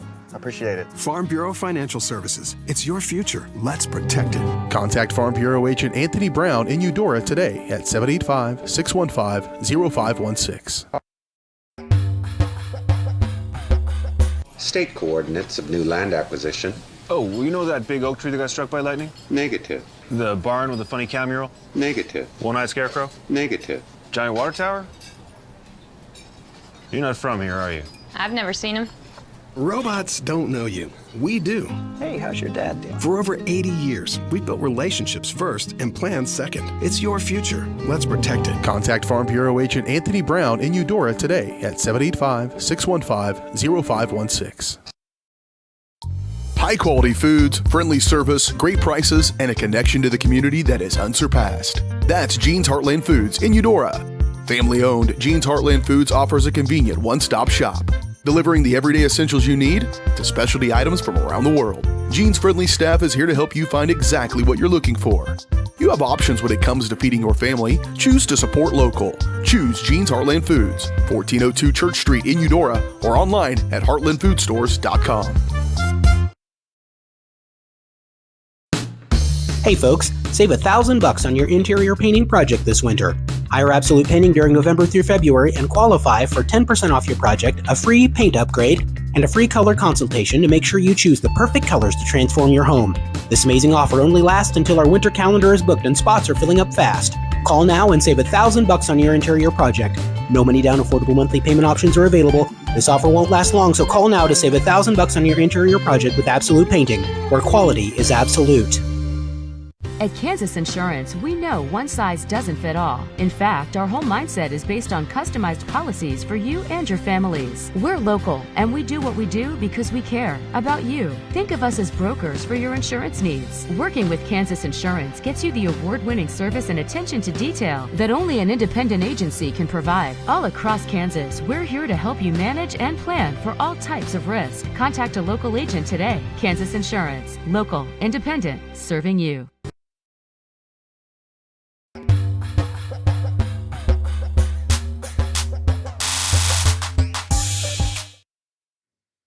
Back here on Eudora Sports Live, they did add a few minutes to that halftime countdown, and it is now about 30 seconds left, and they actually just put up the 12-minute game clock because we are about to get this second half going, which is going to be a very, very important, potentially deciding quarter for the half, for the Cardinals. It's a half for the rest of the season, for the rest of these careers for some of these guys. Some of these guys will not go on to play college football, and this will be their last organized game, whether that is on the Atchison side of things or on the Eudora side of things. So they've got to go out there and play for everything because they are playing for everything. Here is the kickoff from Homer, and is going to... No! Okay. Just squeak into the end zone. That was very dangerous there, as if the Cardinals continue to stare at that thing, that's a live football. So they would have, had they let an Atchison Phoenix player pick that one up, they would have been at the 1-yard line immediately. Good thing that that one did end up rolling into the end zone, and it is a touchback despite the squib kick. Yeah, obviously a good point that we made last week was right about halftime is when it starts to sink in that this could be it for these seniors. Here's a pitch out to the senior Seals, and he gets 4 yards before being brought down by Hernandez. Hernandez back out there. He does have a pretty heavy tape on his right ankle. That was the one that was a problem at the end of the half. Mm-hmm. So that's another thing that we talk about every time during these games. Obviously, for a lot of these people, there's potentially only 24 minutes left of game action in their careers. We've got that for us on broadcasting this season. Not our careers, thankfully, but this season. And it is Connor Watson in at QB. I just noticed that here on the second play. That is a big adjustment, whether that means that Manley is out of the game or that they want to have Watson in there because he's more physically able at the moment. They have got the backup Connor Watson in. Let me get his stats real quick. He has 8 carries, 89 yards, 3 touchdowns. Yes, 3 touchdowns on 8 carries. So a very efficient runner, but that's because he has subbed into games that have been blowouts and very weak opponents. So take those with as much of a grain of salt as you did for Atchison's record. but still effective from Watson so far this season. He's going to keep it. He could go. Ready to do it again. Connor Watson into their territory. 1 minute to beat. And he is horse-collared there right at the 10-yard line. A horse-collared. Actually, there's no flag coming down. That was clearly a horse-collared tackle, which was a business decision there by the defensive Trey Carter. But Connor Watson, just as I was talking about what impressive a season he's had on only 8 carries to have 3 touchdowns, nearly made it 4 for 9, but still was brought down at the 10. I can't believe they didn't flag that. I mean, it only would have given the Cards 5 more yards, but he was clearly grabbed by the horse collar. That was, I can't believe they didn't call that. But anyway, what a huge play. Let's focus on the huge play. Yeah, massive play. Obviously, big scenery change here as he's coming in, starting the second half at quarterback here in a playoff game, down 15 points. So this is something he has never experienced in his career. And this is the Cardinals really needing him, not them putting him in and saying, hey, go, this is garbage time, go do something. This is them needing him, and he fumbles here, falls back on top of it, then gets hit a little late there, but well, and my point that I struggled on the handoff on my point that I was just about to say before he broke off that long run was, man, they just seem a little bit less decisive and having a little bit of these issues with the handoffs. And obviously then he breaks it off. Now the very next play after that, we struggle with the fumble, lose 5 yards. Now they're back at the 20-yard or 15-yard line, excuse me. So yeah, it could be a bit of a just lack of reps there on the handoff between him and Seaman on deciding, are you going to keep this? Are you going to take it? Which is always an important thing to have there on that running back quarterback chemistry, excuse me. 2nd and 15 here for the Cardinals. Watson is going to toss it to Seaman. Seaman going to his left. He has got 5, maybe 6 before he is brought down. So the Cardinals back to their original line of scrimmage. Watson doing nicely so far here. Has the Cardinals in a big spot. 3rd and 10 here already. So 3rd and goal, that is. But it's huge that the Cardinals are already here, but now already on 3rd down. Right. They really need to convert this, which converting just means getting a touchdown. The only other option is maybe get Atchison to commit a penalty and give a fresh set of downs to the Cards. Yeah, they certainly need to up the efficiency here in this second half, and they look to do that with that big run here. Watson still in at QB. Jared out on the right. It is a toss here. This is I can't tell if it's Seals or Seaman. It's out. It is Seaman. Errol Seaman lost the ball. And what do we have? It looks like they're pointing the direction of Atchison. They said 4th down, right? Yes. Yeah, 4th down. So the Cards fell back on top of that one. It was a nice run from Errol Seaman that has the Cardinals down to the 4. So it'll be 4th and goal from the 3-yard line. This is huge here early on. Again, one of those things where it wouldn't be the worst spot to turn it over, but that's not the point here. They need the points. This is as close gets. Watson here is under center. Seaman the main back. Majetta in motion. It's a give to Seaman. No, it's not. It's a pitch back to Seals. It was low. Seals did well to get on top of it. And Seals is into the end zone. What a huge, huge play for the Cardinals from senior Adrian Seals. They absolutely, desperately needed that one, and they got it. Now the question becomes, are they going to go for 2? I think you got Or are they going to kick the PAT? I feel like you could go either way. I feel like the thing is, I would go for 2 right now just because the momentum is going your way, and, you never know. But it's good to know early what you need to do over the rest of the game. Looks like they are setting up to kick, though, so delaying the obviously necessary 2-point conversion. And obviously the thing is, you do keep that 1-score possession regardless. So if you miss and miss the PAT and or this kick is winner really high, that did not look good. Quickly as you've ever seen. That did not look good. Curve. Connor Watson maybe a little fidgety there on the hold as he just maybe was a little nervous coming in on that drive at QB, but he did just enough to make it 22-14. We will take a break and be right back. Call insurance agent. Hello, customer. Oh, great. I just had a quick question about my insurance. You are 312th in line.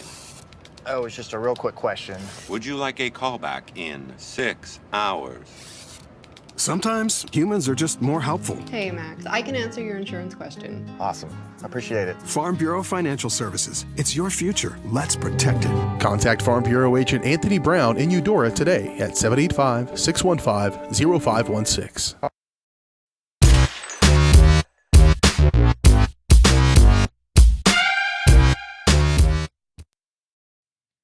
back here on Eudora Sports Live as the Cardinals just scored a crucial touchdown by way of Adrian Seals on the ground. The pitch back to him from Watson was a little low. Seals caught it like it was nothing, and then he got to that edge. It was a little concerning whether he was going to find the seam or not. He did so perfectly, got into the end zone, so 4th and goal. They desperately needed it, and they got it. And here is the kickoff deep. Caught here. Looks like that is the quarterback Carter, I think. He does it all. He And kicks PATs. He catches touchdowns. No, actually, he's doing it all. He does do it all. I won't discount that, but that was actually Lance Norris, the junior, who has 2 punt return touchdowns on the year. That one, obviously, though, a kickoff return. Jomar Hernandez, their receiver, number 7, does have 2 kickoff return touchdowns on the year, but that kick was away from him, from Kerr. Maybe a smart decision on that one. So 1st and 10 for the Phoenix on the 35. This is a give to Hernandez, who I was just talking about. And he hits 2 or 3 before being crushed down to the ground there. Looks like that was Christian Jarrett delivering a big-time hit on the senior. Yeah, obviously, shortly before the half, he made the massive play to put them in position to take that 22-7 lead. And moving quickly are the Phoenix. And this is a breakaway run for Jaden Carter, who is hyped following that one. Rumbling, bumbling, stumbling right there. That was boy there. Let me see what they got him listed as. 6 foot 205. He's a big boy, can move big time. This is a give. No, it's not. It's a throw, and is a comebacker. And Jeter Purdy was wide open. He absolutely beat the coverage of Christian Jarrett, but the throw from Trey Carter was low and falls incomplete. 2nd and 10 now from their own 49. Yeah, obviously the connection there's been pretty strong. Shortly before the half, went to him for that touchdown. You thought maybe they'd bring that back for I saw him burn Christian Jarrett with that cutback, and I thought it was done. But Jaden Carter here will get the first down on 2nd and 10, and then some. He seemed to think his forward progress was stopped before it actually was. That certainly was a little interesting. Yeah, it could have been a little dangerous, but then the referees did well there, stopped it when they should have. And Jaden Carter is going to be all right. They are down to the 30-yard line now, moving extremely fast, the fastest I've ever seen an offense move. Now, did that ball come out? I didn't see what happened on that one. What I'm not understanding is why, with the 8-point lead, are they going into the Cardinals? The Cardinals have just not had a great answer for it. I mean, they've already driven way far down the field. Starting around their own 30, they've moved 50 yards down. This is a screenplay out to Purdy. Purdy's got a first and then some. Can Seals stop him? Seals can not. He does. Seals did end up bringing him out of bounds right at the 3 or 4 yard line. Purdy was extending that one towards the end zone, but Seals just in the nick of time got him out. But they are now inside the 5, of course, inside the red zone. 1st and goal here from the 3. Yeah, obviously, touchdown earlier, and even just 2 plays earlier. Purdy couldn't runs connect off the field here. As they've got one on the left, one on the right in terms of receivers. And it's a direct snap here to the running back, Carter, who Make it 21. walks in for the touchdown. Jaden Carter comfortably into the end zone there. No protest from the Cardinals defense whatsoever. So 28-14 now. They have restored their 2-possession lead. I think if I was running this Phoenix offense, I would go for 2 right here. Because if you score a touchdown, or if you score a 2-pointer, then it takes 2 touchdowns and 2 2-pointers. Right, because they have a 2-possession lead. You're guaranteed. It would stay. Yeah, you're right. It would stay a 2-possession lead, but it would just be the maximum. It would be 16 points rather than 14. Right. And here, that is no penalty on that one. That kick is good. I thought that Summers might have gotten himself flagged there for running into the kicker. I think he maybe should have, but no flag came down. We'll take a quick break and be right back. The smoothest, the creamiest, the most amazing ice cream you've ever had. That's what you'll find at Main Street Scoops and Sweets in historic downtown Eudora, Kansas. With over 100 mouthwatering Wisconsin-made ice cream flavors, including dairy-free and gluten-free options. The bakery is always serving up the most heavenly cookies, cakes, and so much more. Ask about Main Street's custom cakes for that special occasion. What are you waiting for? Come make the sweetest of memories at Main Street Scoops and Sweets in downtown Eudora, where it's always ice cream time. Are you looking for a trusted partner in pet care? Look no further than Eudora Animal Hospital, proudly serving Eudora and the surrounding area since 1975. Eudora Animal Hospital offers a wide range of services, including wellness exams, surgeries, routine vaccinations, and emergency care. Hi guys, just wanted to say thank you from Eudora Animal Hospital for all your support and go Cards! Schedule an appointment by calling 785-542-3265 or visit eudoravet.com. Back here on Eudora Sports Live as the Phoenix prepare to kick this one away, where the Cardinals will have to do exactly what they did on their first drive and drive down the field again and score a touchdown after they gave up one again. But thanks to the fact that they did score first, they are still certainly in this game. They just need to get in at some point they need to start scoring some unanswered points. This kickoff will roll right out of play and be a flag against the Phoenix for kicking out of bounds. We hadn't seen a flag yet, I don't think, in this second half. So there's their first one. Yeah, those first few minutes of this game, they were flag happy. And then it feels like about the last 15-ish minutes, they were kind of let them play. I think there were actually two blatantly missed flags, though, those being the sports collar on Watson and the running into the kicker on Summers. But neither one of those flags flew, so that one was the first one of the half. Yeah, and that one was pretty clear. Yeah. That one was pretty clear. One might argue just as clear as the other two. Cardinals starting here, 1st and 10 from the 35. It is Watson dropping back, looking to throw. This is his first throw on the season. And it is going to be. Oh, I nearly thought Majette brought that one down. But it falls incomplete. Again, though, Cardinals firing a warning shot. And it was not that far off from being completed. It was also not too far off from being picked. But but Midget did well to get back to the ball and be the first one to it. Rather him drop it than the other team catch it. Yeah, obviously, first attempt of the whole year. So down 15 points with about 18 minutes left in this season, potentially.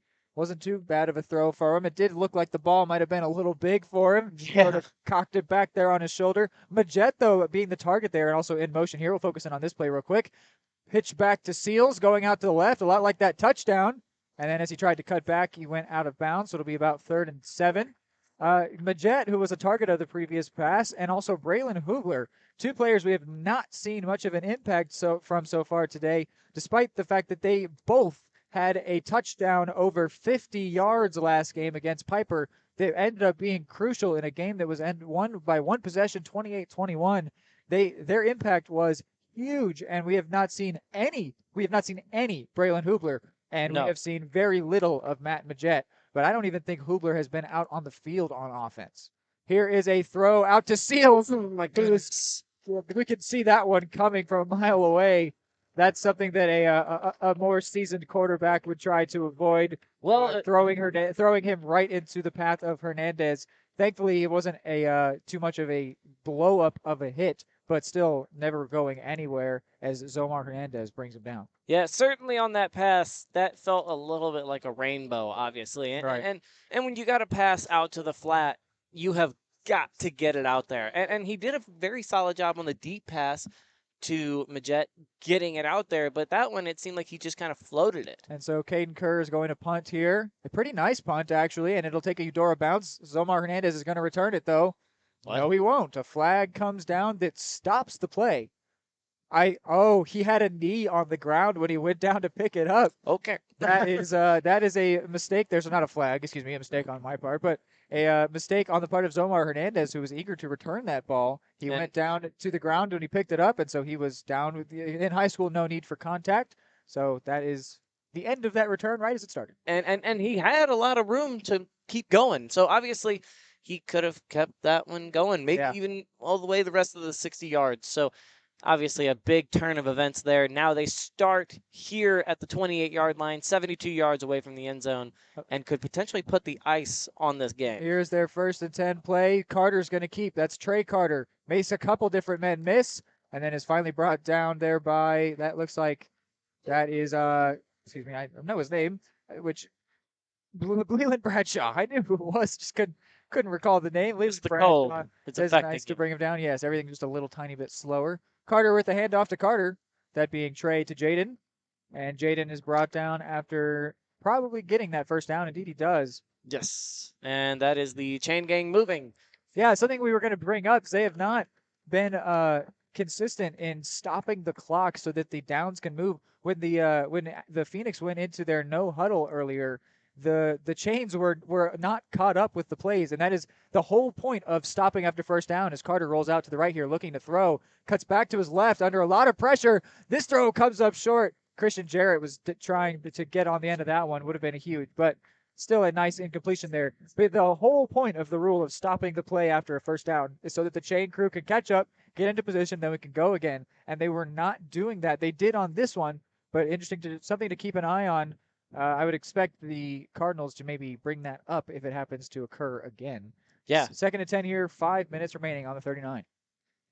3 out on the right, 1 on the left. Carter and Carter in the backfield. And Trey with a nice spiral. Intercepted by Seals. Hopefully he's all right. That is his 6th interception on the year. He got one last week in the playoffs against Piper. His 2nd postseason interception. Adrian Seals, the senior, is having a day. That is a huge play for the Cardinals. Yeah, he read that the whole way. That was, he's shown a very good instinct to the football, and obviously in the games that I've seen him, he's taken picks to the house, taken touchdowns any way that he can get Cardinals the ball. now moving quickly here, trying to catch them off guard, and a flag. I guess maybe they weren't set. I believe it was All start. Yeah, on the I believe it was the jet on the right side that was not set yet. Interesting. I don't know why the Cardinals felt the need to run so fast. We don't have a play clock in the stadium. I really don't know if that's what it was though. Yeah, also it's a turnover, so the play clock does not, or like the game clock does not move. So Yeah.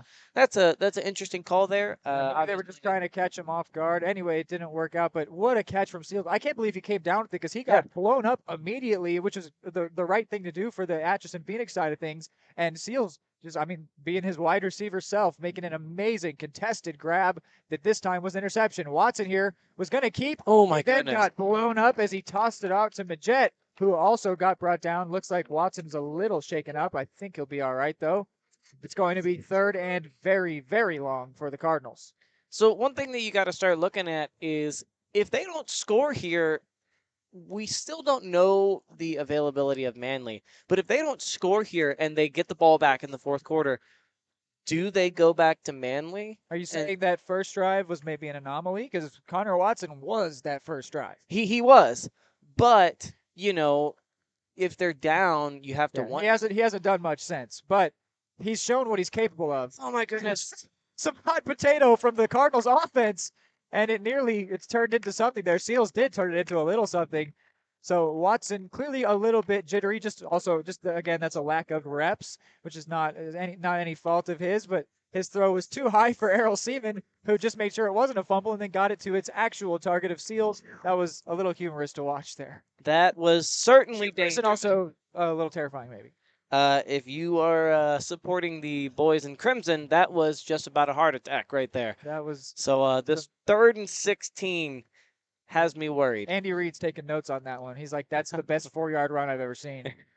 3rd and 16 now here. Majet is in motion, but this is a give up the middle to Errol Seaman, and it is not going anywhere. Connor Watson kept it, but no, that was Errol Seaman. Like I said earlier, my big overall thing is for 2 reasons. Because you could let Manley just finish it out and say, we're going down with the guy who got us here. Or just because I think the passing ability could be there if they're going to not run the ball, obviously, because that drains the clock. Yeah, I'll keep an eye out on if we see Cole Manley at least play defense. I wasn't thinking to keep an eye on that. We'll have to check that one out because he also plays a big role on the defensive side of the ball. So maybe we could see if he's okay to play at all. He obviously did come back to return after his initial injuries. This punt is a nice one from Kerr that is caught by Morris. Morris is running backwards here, but now makes a little bit of progress before being tackled very nicely by Connor Watson, who is being made to do everything out there. So a very nice tackle from Watson. It means only a 2 or 3 yard on return there after Caden Kerr's very nice punt. Maybe it was more than that. We do have a Cardinal down. Didn't see that at first. Who do we got? Zoom in on that. See if we can tell who that is. A little tough to tell here We'll go ahead and take a break and come right back and see if we can identify who the injured Cardinal is. At Kansas Insurance, we know one size doesn't fit all. In fact, our whole mindset is based on customized policies for you and your families. We're local, and we do what we do because we care about you. Think of us as brokers for your insurance needs. Working with Kansas Insurance gets you the award-winning service and attention to detail that only an independent agency can provide. All across Kansas, we're here to help you manage and plan for all types of risk. Contact a local agent today. Kansas Insurance. Local, independent, serving you.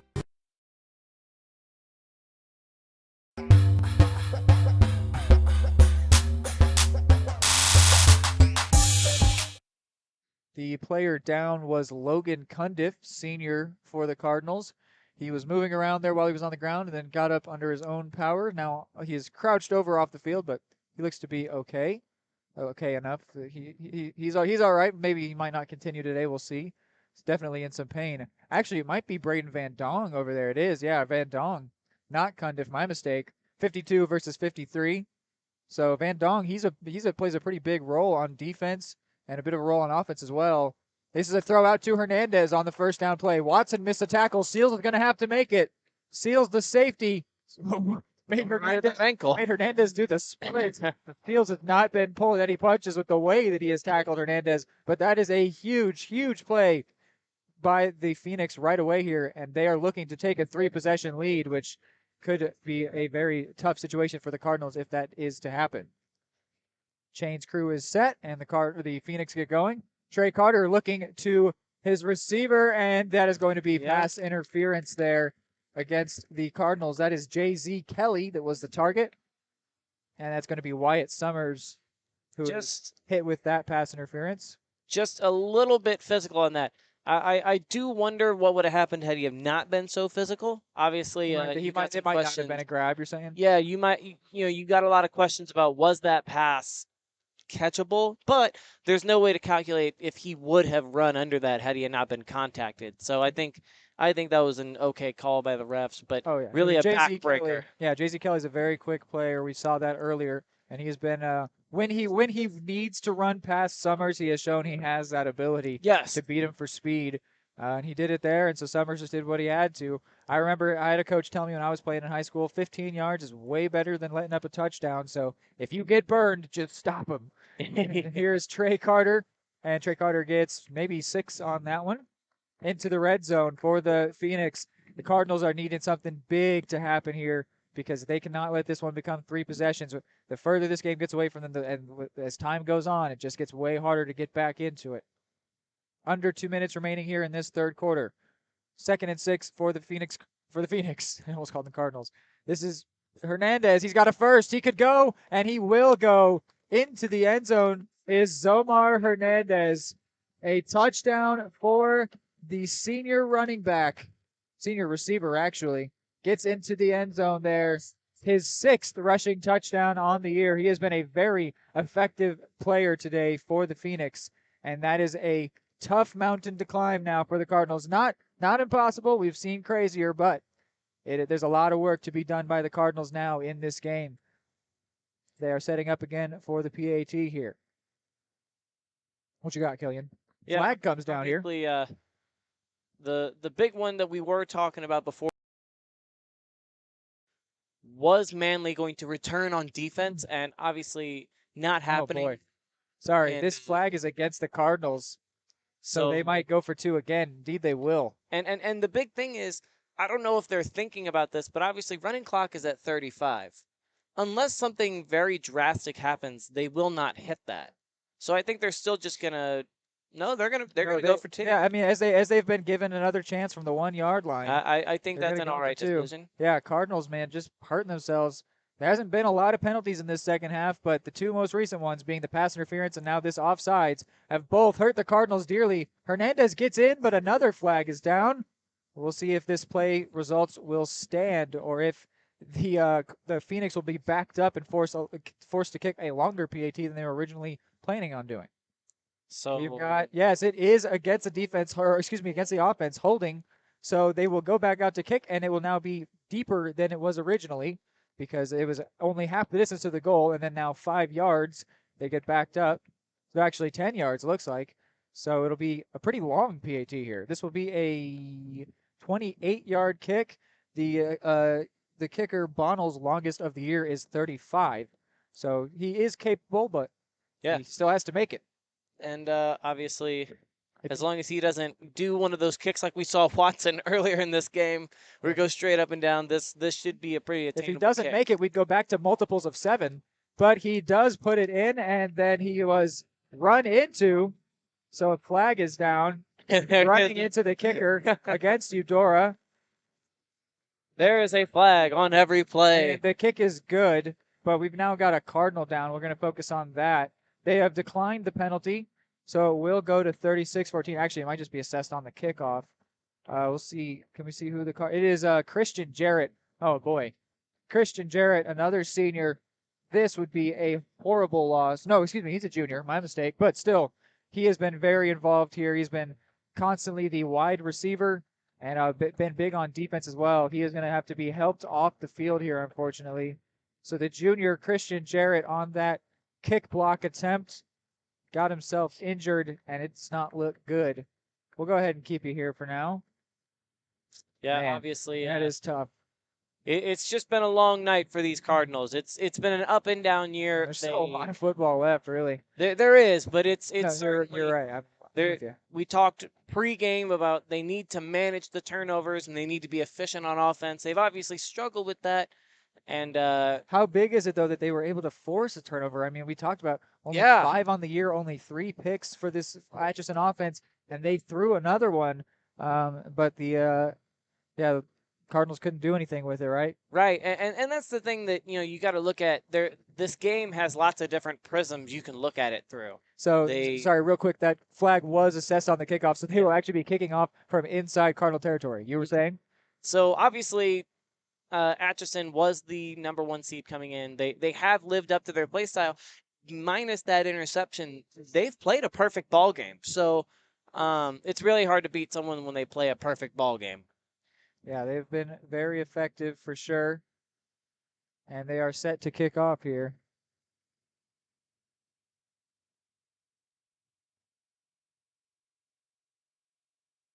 And the wind. Some Eudora fans are asking for a delay of game here on the kickoff. Interesting to see if they squib this or what they want to do. They could even onside it. What's the risk? You're in Eudora territory. But now they kick it off deep following the squibs all day long. Now they say, Bonnell, you kick that thing deep, man. And it is a touchback for the Cardinals. We'll still keep you here. I was going to send it to a break, but I think that these offenses are well into the habit of moving quickly now. Maybe to stay warm, but I think it's actually just been all strategy from Atchison. So we'll go ahead and keep you here. Yeah, I think maybe it was something about sportsmanship. You don't want to rub it in, but I don't know. That seemed like the perfect win-win situation. Get the ball, great. Right. I remember I said that earlier this year. If that penalty's happening to me, because in the NFL, when it's on the kickoff, you're still kicking from the 50. But here, where they kick off from the 40-yard line, 15 yards puts you into your opponent's territory. There is no risk, in my opinion. Watson keeps this one, pitches it out to Majette, and Majette is then killed there by the defender for the Phoenix. Couldn't quite see who delivered that big hit. Yeah, he got Looks like it was absolutely lit up. Jeter Purdy. That I will say they have certainly had a lot of attitude on this defensive side of the ball, and there's been a lot of hard hits from both teams. Obviously, Mainly the Cardinals, actually, yeah. Yeah, Seals had a really couple solid hits. They've certainly been able to take those hits well. Now it's just kind of, if they could score a touchdown here, you feel like you're right back into it. Like, this is not far-fetched. That TFL from Purdy is his 8th on the season. He's already had 7 coming in. Watson's looking to throw here. Wow, completed well to George Hagan. Oh, no, excuse me. It's Errol Seaman again. His jersey really just looks like a 0 to me. And a flag here. Going to be some extra yards for the Cards after Seaman was smacked down to the ground there. Focus on Watson's throw, though. I can't believe that. That throw on the run. I was terrified I was about to be a pick 6. Yes. But that thing was right on the money. Errol Seaman also with a nonchalant catch saying, hey, man, that was nice, Connor. No problem. Catching that, turning upfield. And then after his forward progress had been stopped, he was WWE slammed to the ground, which results in 15 extra yards for the Cardinals and a first down by way of penalty. Penalties have played more of a crucial role here. In the first half, they were involved a lot, but it wasn't too game-changing. Here, the only penalties that have occurred have been game-changing, even all the way down to the one that gave up, that went to where it was 2-point conversion and then back to just a PAT situation. Though everything has affected the second half. The penalties have been much more effective on the score and the outcome of things, and that one in a very crucial moment gives a first down to the Cards. They've got under 50 seconds remaining. Wyatt Summers, the runner in motion. This is a pitch back to Seaman. Seaman's trying to get back to the line to gain. He does, and then breaks through for maybe 3 or 4 before being stopped there. 35 seconds left. We'll see if the Cardinals decide to get a play in or not. You have to imagine they do. Yeah, I imagine they would like to as well, but they do not have to if they don't want. We'll see how this goes. Interesting seeing these tosses to Errol Seaman. That is not a way that we have seen him used this season. He's been always the run-up-the-gut guy because he's a fullback. It's been always Majette or Seals or Hubler that have gotten those tosses out wide. So interesting seeing them use Errol Seaman like that. And then just real quick to give myself some credit, George Hagan is on the field. So even though I keep confusing Seaman's 8 with Hagan 0, Hagan is out there. I'm not just making it up. Yeah, don't break your arm patting yourself on the back. And we will take a quick break here. Cardinals coming back in the fourth quarter. They really need to score quick as the time is running out on them.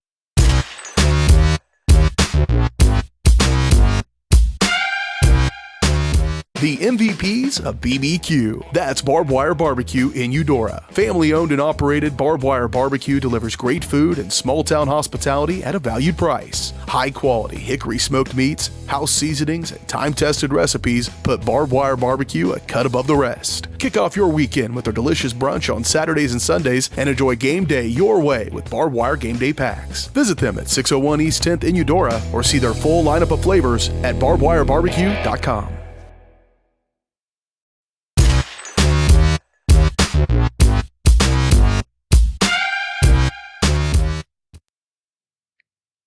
Back here on Eudora Sports Live as the Cardinals prepare to resume this drive.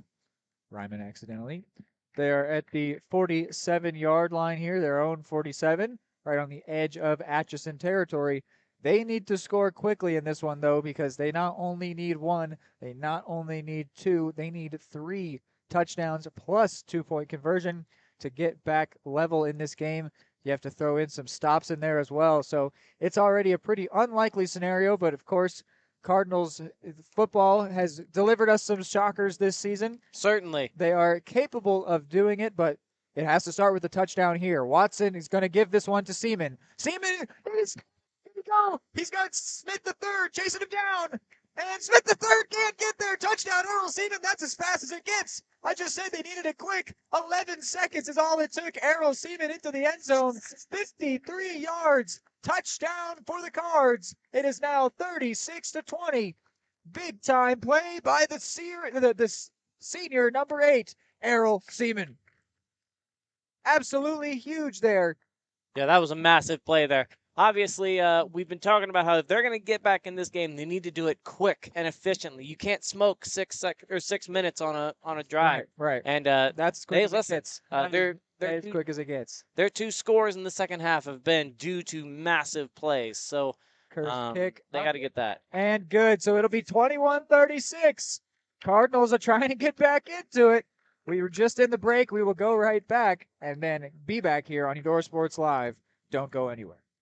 Just like the Cardinals are striving for success, Kaw Valley State Bank's mission is your success. At Kaw Valley State Bank, they provide the best, most efficient, courteous, and professional banking services possible. And at Kaw Valley, they recognize that the customer and their satisfaction is the most important ingredient to growing their community. With all the services you've come to expect from the hometown partner you deserve, Kaw Valley State Bank, online at kvsb.com, a proud supporter of Eudora Schools.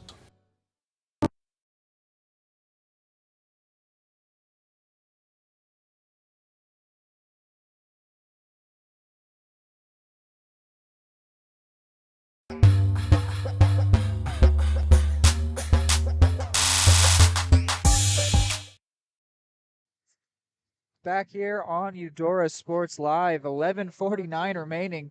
Cardinals only 11 seconds into this fourth quarter scored a touchdown by way of senior Errol Seaman, who has got a touchdown. No, excuse me, junior Errol Seaman. My mistake. Is that right? He's a junior? Yes. Wow. How about that? It's junior. Errol Seaman got into the end zone there.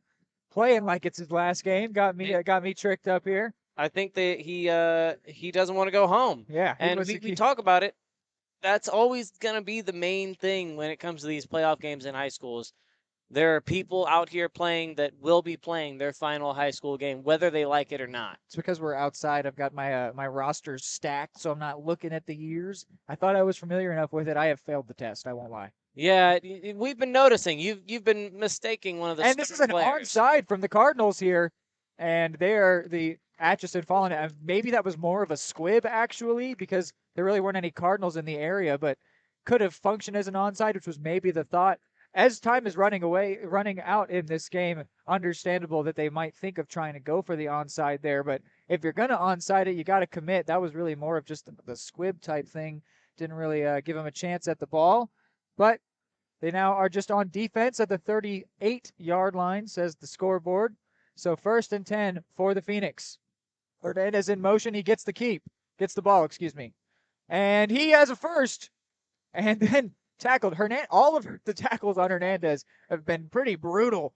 He picks up 11 on that one before being wrapped up and crushed out of bounds. First down for the Phoenix, though, and right on the edge of Cardinal territory. Yeah, they're actually going to send the trainer over to him. Hernandez is injured again. Yeah, he's certainly been struggling with that right ankle all night. Injured it right before the end of the end of the first half, excuse me. And obviously, he created that massive play that led to the 22-7 lead at half. So there have been 3 different tackles on him that have been like, oh man, that looked like it hurt. The first being Seals, the second one also being Seals, and then this one I couldn't see who it was, but it was a big player. It was either a 50 or a 70. Might have been Van Dong, who is back out there, by the way. He was injured earlier. Good to see him back out there, and he was wrapped up and then crunched down there, and he was immediately clearly in pain. Looks like he's got a bit of a limp going here. Yeah, He's obviously, off the field. He's laying it all out there on the line. Even though his team is not the one that is down, he is certainly leaving it all out there. So I think that's one thing. If you're the Cardinals, if they can somehow get a stop here, they could score a touchdown in the next 6 minutes and have 6 minutes left to stop and come back with either they could go 2-pointers on both touchdowns in that situation and take the lead by 1 and win the game, or they could get 1 2-pointer and 1 PAT and go to overtime here in this playoff game. As they don't have a play clock in the stadium, I'm not sure if that is the cause for urgency here, but the Phoenix offense get out there quickly, and they go quickly. Carter's throwing to Purdy, and Purdy couldn't bring it in. It will fall incomplete. And then a flag. I hope that's not on Seals there at the end, because Seals did not go do anything. I just hope it's not. It is on him, but it's not it's a face mask. What? Okay, so he must have face masked the player that he shoved in. I was thinking that they were calling unsportsmanlike conduct, which is why I said hopefully that's not on Seals. But if it's face mask, that's different. So they say face mask on Seals, which is a gift of a first down to the Phoenix offense. Now onto the 35-yard line is the Atchison O. They've got Purdy out on the right, 3 receivers on the left. The ball is set. The whistle blows. It is going to be kept by Trey Carter, who was looking towards Purdy, then looked to the left of the field to see no one there. And a flag is down, and Purdy's still going. Could he score? He will not. He is brought down by a couple different cards. Now we'll have to see what this flag is. It's back at the line of scrimmage. Play came pretty early on while Carter switched fields. I think that makes it more likely to be against the Phoenix. Yeah. We've got holding on the Phoenix, so that play is discounted, and it will stay first down, but it'll become 1st and 15 or 1st and 20. So Carter's nice run there is negated. He looked to that right side for Purdy, who was covered well by Seals, and then that left side, those routes just hadn't developed. Despite having 3 receivers over there, none of them had been able to find the space to get downfield, and so he tucked it himself. And the play was negated by holding. Purdy out on the right along with a couple other receivers, one on the left, but they give it to Jaden Carter, who gets 5 back, so it's going to bring up 2nd and 15. The Eudora fans here excited by that nice tackle. Yeah, obviously. There's Hoobler. Hoobler finally out there on the field. He has not been present much today. And one thing to keep in mind, Hutchison is on the sideline getting ready to get back in the game. So here is Carter looking deep. And it's caught and a flag. I think that might be PI. It's caught by J.Z. Kelly. That one will count. When you said, did you mean number 7? When you said Excuse me, it was Hernandez. My bad. You're good. Hernandez on that obviously, one. It looked like he was dealing with some cramp-like symptoms. So if they can get him back in the game, that obviously really will help their offensive production by a lot. So he's had a great game. As the offenses and the referees have moved downfield, I imagine that means this will go on the cards and be declined. They say holding. I think it was more likely just to be pass interference. Yeah. But either way, the catch was made by J.Z. Kelly, so clearly going to be declined there. So the Phoenix closing in on scoring here, which, dare I say, could be a death sentence for the remaining hope. Obviously, 11 minutes left. Cardinals moved quickly initially. They could still do it, but just if it stays 3 possessions, that's just so hard. 2 possessions, and 12 seconds could get you 2 possessions. But Jaden Carter here on this keep out to the left side, and he is going to dive for the end zone and reach the end zone. Touchdown for the Phoenix. That is tough. That could be the end of this game. Obviously, lots of time left, but just a really tough spot that the Cardinals are put in by being down 3 possessions here. As I was saying, 2 possessions, you can do that with any amount of times. You can always score a Hail Mary, onside and Hail Mary again. It has happened. It's crazy, but it has happened. 3, it's just the 3 requires like really football to really be played and you to be the best team. And that's tough for Eudora here, where this whole second half they have been the inferior team to the 1 seed Atchison. This kick from Balmer up and good. Watson nearly got in on the block, but couldn't get there. So 43-21 will be Atchison's lead, and we will be back right after this break.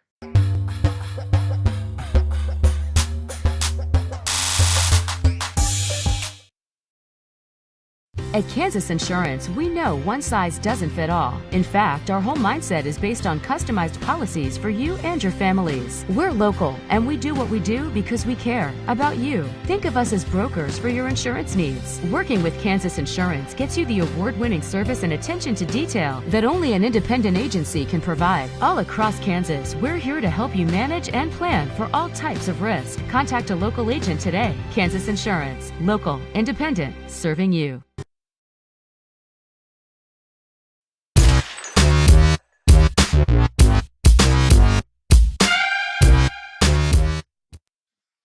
Back here on Eudora Sports Live, Cardinals have been put in a tough spot, as I was just discussing with Killian.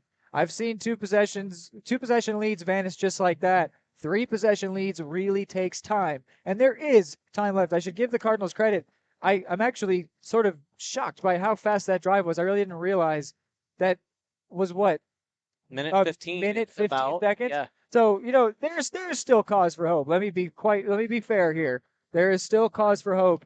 But the rest of this game has to all go Cardinals' way. If anything, the rest of this game is the way of the Phoenix. That's it. But if the next 10 minutes and 32 seconds are all of Cardinals football coming out as the superior side, then they could definitely get back into this thing. Here is the kick away from Bonnell. It's a squib, and it is caught by Watson, who has no interest in returning that and getting hit, as he is the quarterback. So he just falls on his back, turtle shells it, and it'll be a first down for Eudora right there. Well, and we had talked about if there was going to be a quarterback change, or not really like in a mean way, but go back to the starter even though he's injured. And we haven't seen him on defense, though. Not suited up on the sideline. Yeah, you see him over there. He's not up. He's okay. not suited up. So that's really interesting because he did come in following his injury, but I guess their halftime assessment told him no more of Cole Manley. And that's very common. Obviously, as you'll have the injury, have a lot of adrenaline. Gonna switch footballs out here, and then be able to. Actually, no, it's a timeout card. So Killian, hold that thought. We'll take a break and be right back. Interesting. For more than 20 years, Gherkin Rental has been the place to go to get the job done in eastern Kansas and western Missouri. With a huge selection of quality equipment, from roll-offs to trailers, telehandlers to generators, power washers to popcorn makers. Experienced equipment professionals and clean, well-maintained tools to help you get the job done right the first time. Gherkin Rental. Stop by any of their 13 locations across the KC Metro or call 855-GHERKINS. That's 855-437-5367.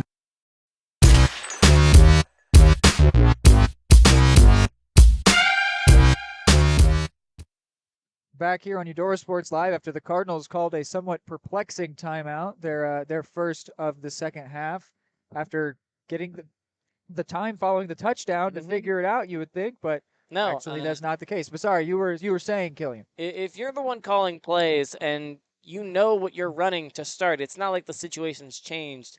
You got to have that play on hand. You can't blow a timeout. Gives to Spear, looks like. Indeed, it is Spear. Yeah, that's always a big thing. You can't waste timeouts. They do call first down. So was that Seals or Seaman? The Cardinals with a nice first down carry on that play. Yeah, the Cardinals did a good job. The Cardinals offense did a good play. That's the thing. You just can't waste timeouts because obviously they don't have many left. I think they only have one left. Yeah, so. Right at the 50-yard line here. I'm actually seeing Cole Manley over on the sideline. He does have a helmet in his hand. This is a pitch out to Errol Seaman. Errol Seaman gets 4 on that one. Generally, if a player is hurt and done for the day, the protocol is to take a guy's helmet because they're never going to let a guy out there without a helmet. But he actually has it in hand, so I don't know what that means. Maybe he's just still attached to it. I completely could understand that because it's possible he has played his last snap of high school football, which is a devastating thought to think about for a player like Cole Manley who's had a nice season, and just to not end it on his own terms, to end it by injury would be an awful way to do it. So this Cardinals team out here, they might be thinking for Cole, let's go out there, get him another game. Watson here with a nice sneaky handoff to Adrian Seals, who cuts back upfield and gets a first down. He got a nasty hit to the ribs there by Trey Carter, but it actually propelled him up into the air and across for a first down with 9:55 remaining. Well, so Cardinals moving quickly so far. They've been having some problems with this clock management where they have been really letting a lot of time go off without letting the clock go down, which could be a good thing for these Cardinals as they're trying to get back in the game with just less than 10 minutes left now. So it seems that Christian Jarrett also has not returned. It's now Nate Reason as the main receiver out on the left. Watson keeps this one. He's got a lot of space. It's just Kelly there to try to tackle him, and he makes Kelly miss. And then finally another Phoenix player is able to catch up to him. Another great run from Connor Watson. He is very capable with the ball in his hands down inside the red zone for the Cardinals. So far, it's been just about under a minute. I think it has all been Cardinals' way so far, which is what we said we needed. Yeah, they've not really struggled to move the ball in the second half. It's just been, can they do it? Capitalize. Getting into the end zone. And can the defense stop the Phoenix from scoring? You've got to actually... Unanswered points is how you have to, establish a lead. And here is a toss out to Errol Seaman. And Errol Seaman, caught there by Jeter Purdy. No, Trey Carter. But he gets down to the 10, Errol Seaman. Well, and we've broken the 9-minute mark here. And one thing that I think that the Cardinals need to be utilizing is on a play like that for Siemens, you're not going to gain more than 1 to 2 more yards if you break the tackle. You said you should get out of bounds. Yeah. Get out of bounds. Stop the clock. You cannot sit here and let the clock run off. Time management has not been the Cardinals' strong suit this entire season, really. No. But right now, you'd really hope they could figure it out, but they have not done so, at least in this moment. Majette in motion, but it is a keeper by Watson. Oh, the ball's out. And is recovered by Atchison. This is oh man, Connor Watson there had the ball popped out. There is a flag down. We'll see what that is, but I see an Atchison helmet on the ground, so it could just be a face mask. Watson lost it, and then it was picked up by Miles Greenlee, the junior, who has 2 forced fumbles this season. Goes and recovers one now. Let's see what this flag is. Could this flag maybe bail the Cardinals out?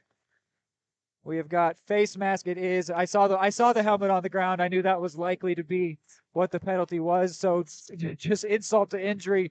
15 more yards for Atchison. Yeah. That is horrible. The Cardinals they had done it. We said those 2 minutes were all Cardinals, the Cardinals way. And then, man, Watson even looked like on that individual play that he was going to make a nice gain.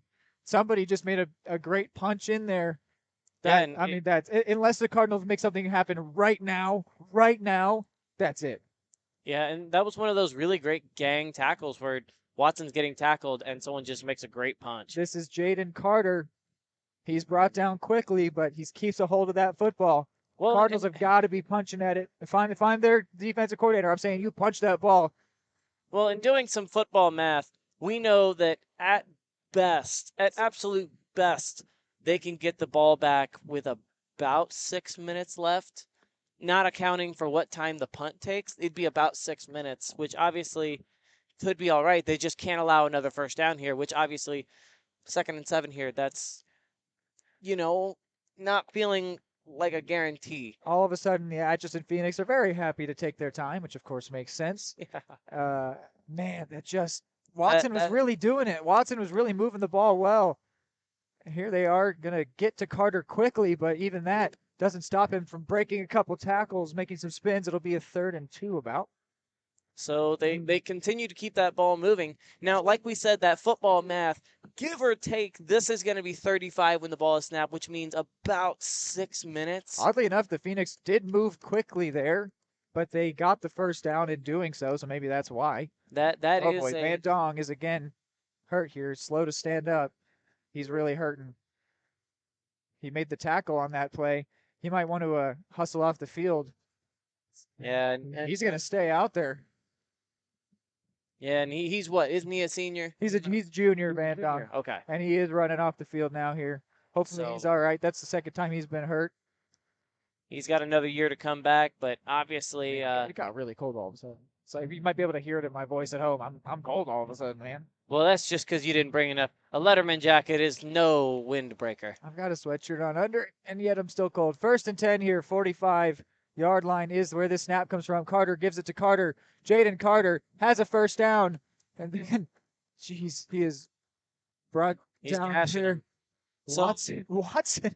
Did you see what Watson did? He bent over, put his head down.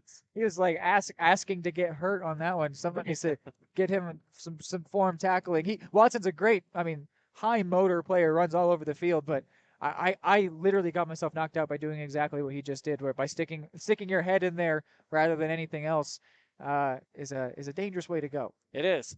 Obviously, that's how a lot of those neck injuries do come about. So hopefully he can fix that. Obviously, there's a long off season to work on these little things like the clock management and form tackling, and they can be right back and right back in the postseason.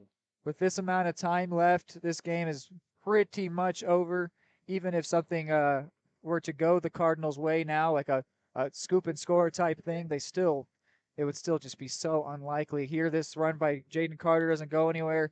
The fact that it ends on that fumble, it just makes it hurt so bad. You'd rather them, fight back and then it come up short. Like if it's 50-35, it's like, all right, they really put something up. They put up a fight, but to not even get the chance to have it taken away from them, it just hurts so bad. Watson did a great job. I'm sure he will do very well if he stays at quarterback next year in what will be his senior season. But man, it's just the way that it seems like it has ended here. It just leaves a sour taste. 2 receivers on the left, 1 on the right, but Carter is going to keep it himself. That's Trey Carter, not Jaden. And Trey Carter is gone. He is into the end zone. Seals hits him as he scores, but he is in for the touchdown. So Atchison knocking on the door of 50 points put up on Eudora. And I think they have pretty emphatically answered the question that they indeed are legit, which would make them the favorite, obviously, to go on and win this whole thing, which I think would be a minor consolation for the Cardinals if they lose the eventual champs, but that is no consolation for any of these seniors out there that will be very ticked off to have lost their final game, especially someone like Cole Manley to have been injured out of their final game. It's not how they pictured it, that's for sure. Yeah, it's a long, short year when you think about it. And the kick through is good, so indeed it will be 50 points for the Phoenix. We will take a break and be right back.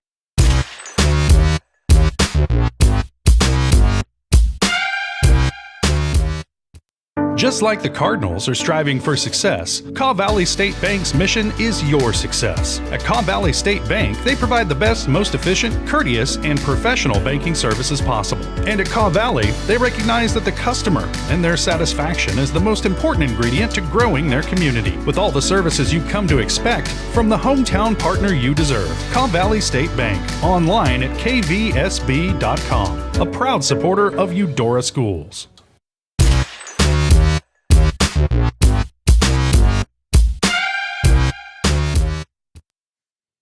Back here again on Eudora Sports Live. This broadcast is brought to you by Kansas Insurance.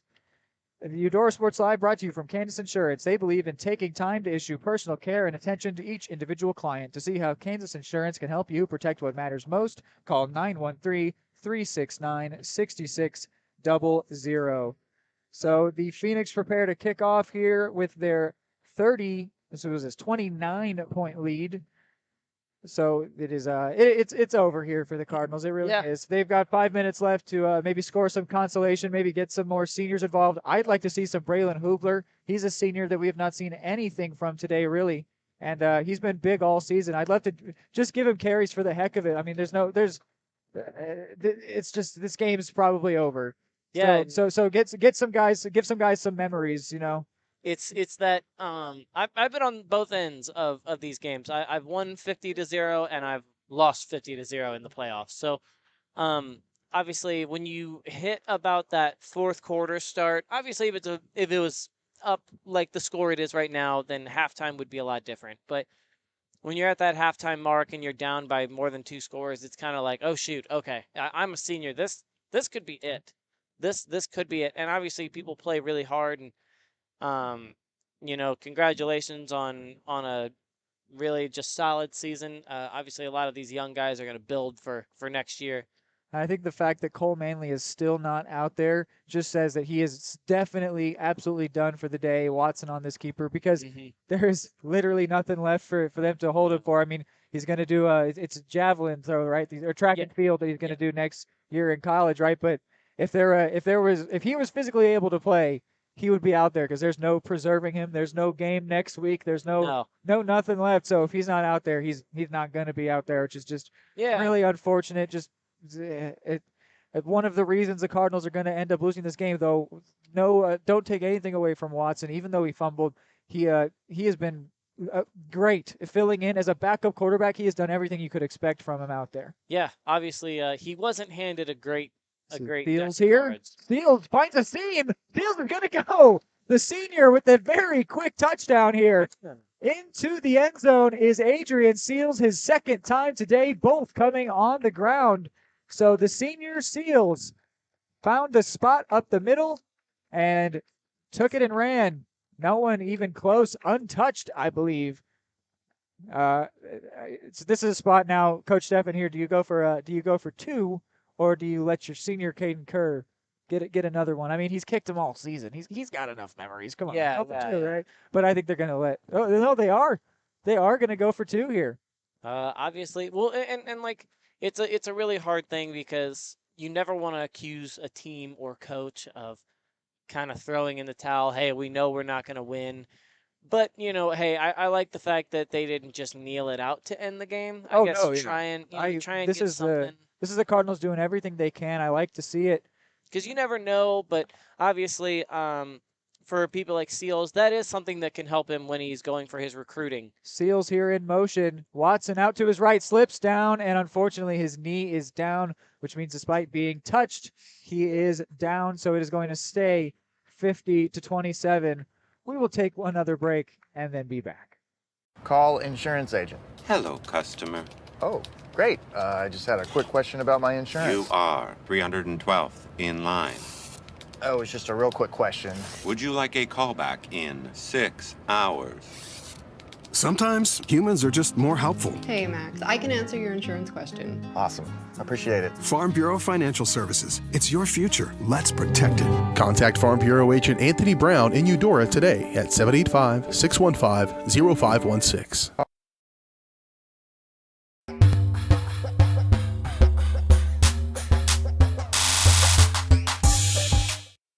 Do you want to look at that?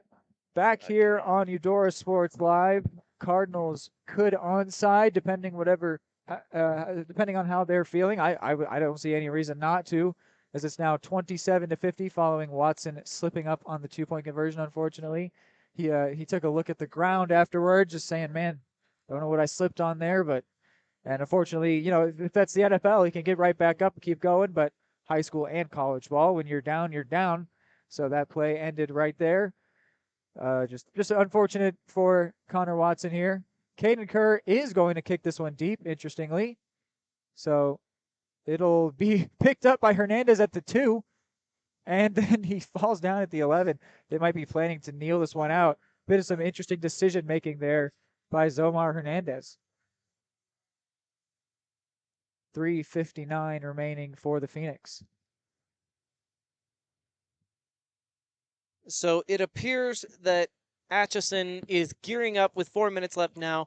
They will play the winner between Chanute and Tonganoxie. So we don't have word on what the score. Bishop Miege got knocked out. Oh, wow. We just got news that Bishop Miege, the enders of the Cardinals season last year, have been eliminated from the playoffs. I checked the 8-10 varsity rankings, 8-10 being where you and I interned earlier this year, Killian. They had Atchison ranked as the 9th best for a school, Bishop Miege ranked as the best for a school, and Bishop Miege have fallen here today. It's big. And then the winner of Chanute versus Tonganoxie will be playing the winner of this game next week. It looks ever more like it's going to be the Phoenix. So if you want to catch the end of that game, if you happen to be interested, that would be over on Tonganoxie Sports Live. I'll check the score of that game in just a second. Here is this. It is currently 2nd and 7 play, and a flag comes down. It is currently Tonganoxie 28, Chanute 21. Wow, so a good game of football going on over there. So if you happen to somehow be a neutral watching, which if so, thanks for just tuning in on your general interest in Kansas high school football, feel free to pop over to another one of our Varsity Sports Live channels, Tongi Sports Live. They got a good football game going on over there, sounds like. That is my bad. They have officially won the game. They've won that game, 28-21. Okay, Ball never game mind. over. Keep it here. My mistake, or Killian's mistake, but hey, whatever. Scratch what I said.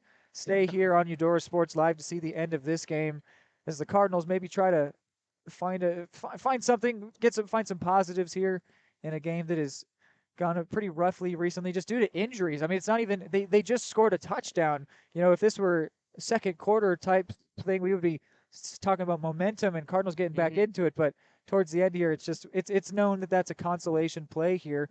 Though they've got the Phoenix very deep in the dread zone here. This is scoop and score territory, pick six territory, safety territory, dare I say. So maybe they could get some more positives here, make something happen, maybe do something crazy that we don't see coming. Spark some hope, perhaps. Who knows? But any of that is now gone. Trey Carter getting downfield, then slipped up. Hopefully he's all right. He is. Adrian Seals with the intimidation stare knocked him over, but not before he picked up 40 yards. Out of danger now from the dread zone territory. Yeah. The clock will stop at 2:38 as the Lions crew catches up following the big run from Carter. And that obviously just is really frustrating because they've struggled to contain that quarterback run all night long.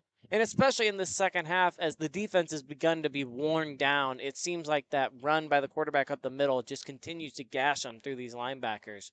And just an unfortunate situation. Obviously, Atchison is looking to... 2 on the right, 1 on the left to give to Jaden Carter. Sorry, Killian, cut you off there. Seaman missed that tackle, and now Spear helps finish it off after a gain of maybe 8 or 9.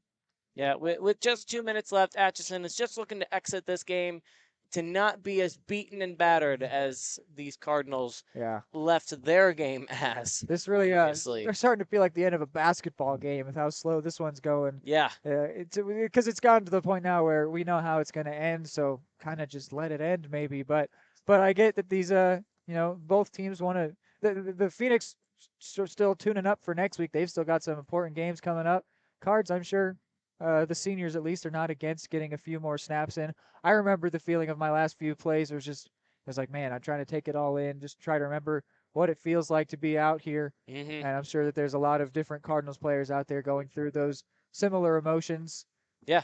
Just getting to the end of the season, it's a lot. I called it bittersweet, which it is. It's a lot more bitter than sweet, but it's a grind the whole football season. So there's a bit of a relieving breath of saying, I don't got practice tomorrow, but it's also like, man, I don't have It's over. practice tomorrow. Like I don't get to see all my football friends. I don't get to see coach, and it's just that's it. It's Yeah. over. It's just done. There's nothing up left on the calendar beyond season awards and stuff stuff like that. Of course, the rest of the school year, but man, Yeah, who cares about the school year?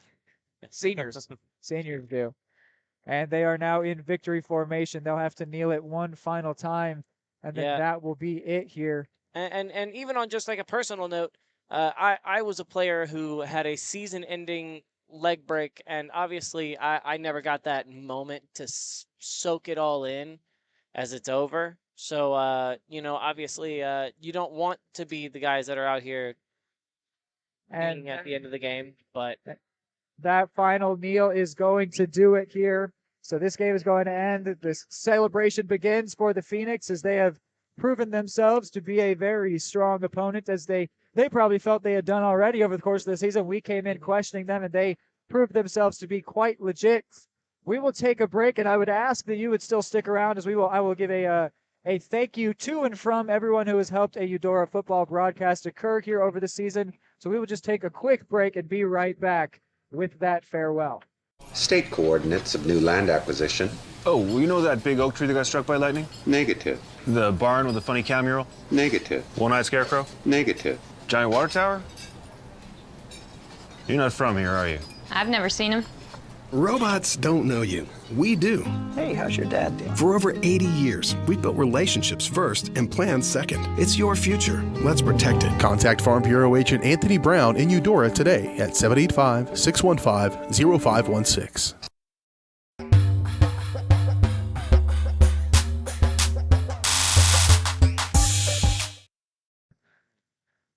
So yes, as I just said, I'm just going to go right into this. Just a bit of a thank you, as myself, Reed McAvoy, have been with you every single game this season, barring just the first one where we were still getting everything figured out, and we had a simulcast with Baldwin Sports Live. Just wanted to say thank you to everybody that has tuned in over the course of this entire season. It has been an honor and a privilege to get to do this. This was my first season as a broadcaster. I hope that didn't show all too much.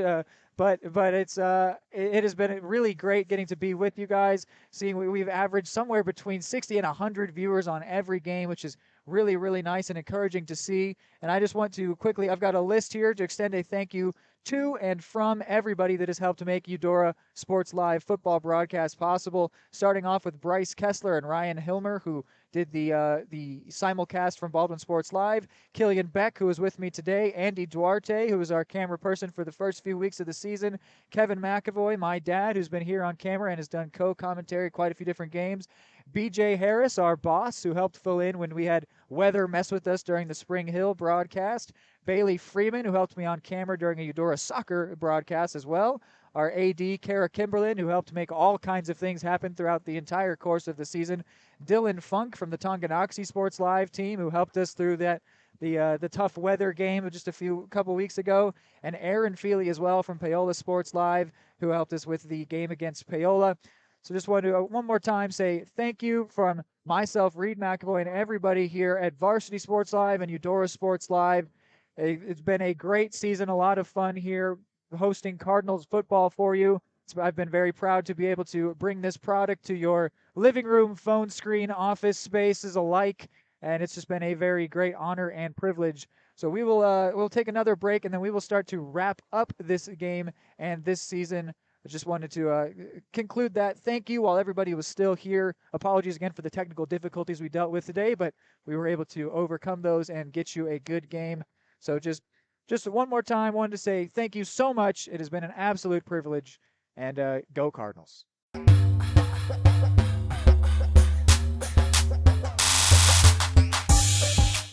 State coordinates of new land acquisition. Oh, well, you know that big oak tree that got struck by lightning? Negative. The barn with the funny cow mural? Negative. One-eyed scarecrow? Negative. Giant water tower? You're not from here, are you? I've never seen him. Robots don't know you. We do.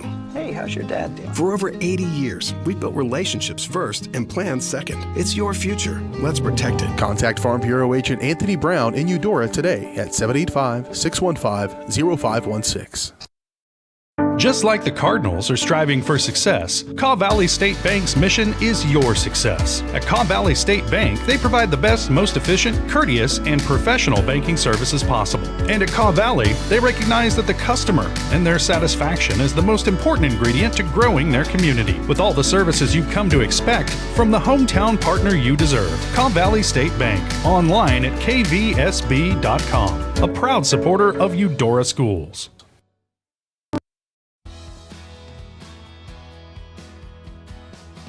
I used to drive an ambulance as an EMT, and I've always tried to be a safe driver.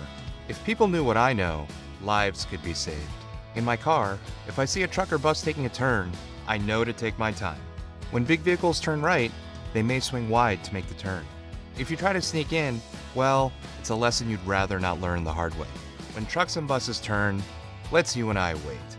It's our roads, it's our safety.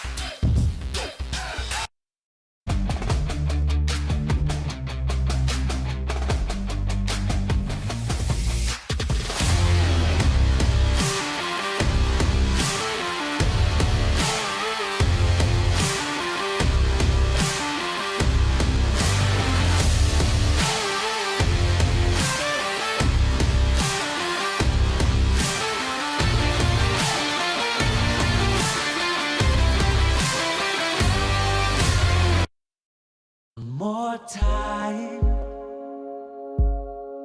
before you wake up in the wild.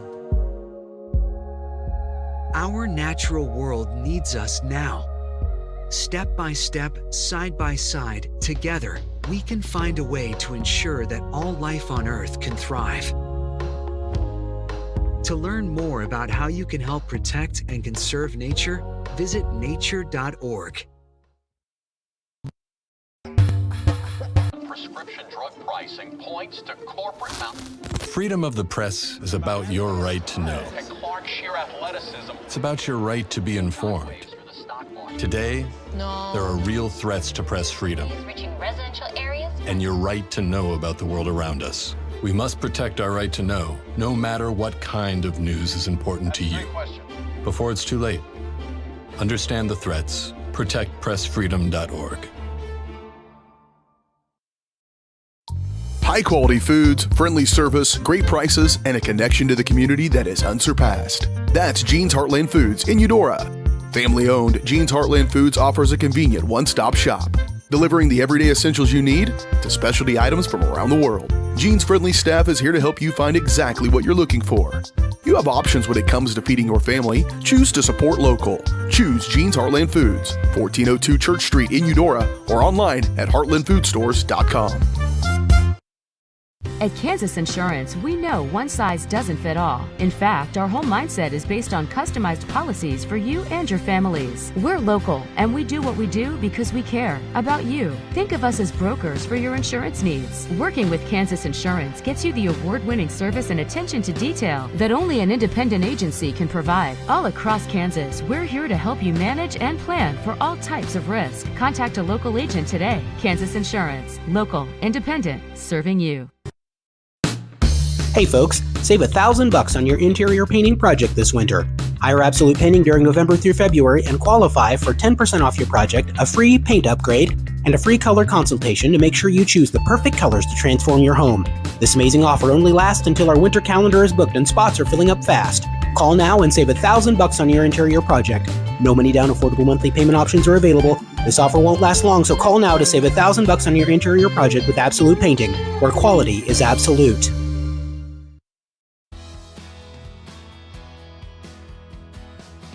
I used to drive an ambulance as an EMT, and I've always tried to be a safe driver. If people knew what I know, lives could be saved. In my car, if I see a truck or bus taking a turn, I know to take my time. When big vehicles turn right, they may swing wide to make the turn. If you try to sneak in, well, it's a lesson you'd rather not learn the hard way. When trucks and buses turn, let's you and I wait. It's our roads, it's our safety. At Kansas Insurance, we know one size doesn't fit all. In fact, our whole mindset is based on customized policies for you and your families. We're local, and we do what we do because we care about you. Think of us as brokers for your insurance needs. Working with Kansas Insurance gets you the award-winning service and attention to detail that only an independent agency can provide. All across Kansas, we're here to help you manage and plan for all types of risk. Contact a local agent today. Kansas Insurance. Local, independent, serving you.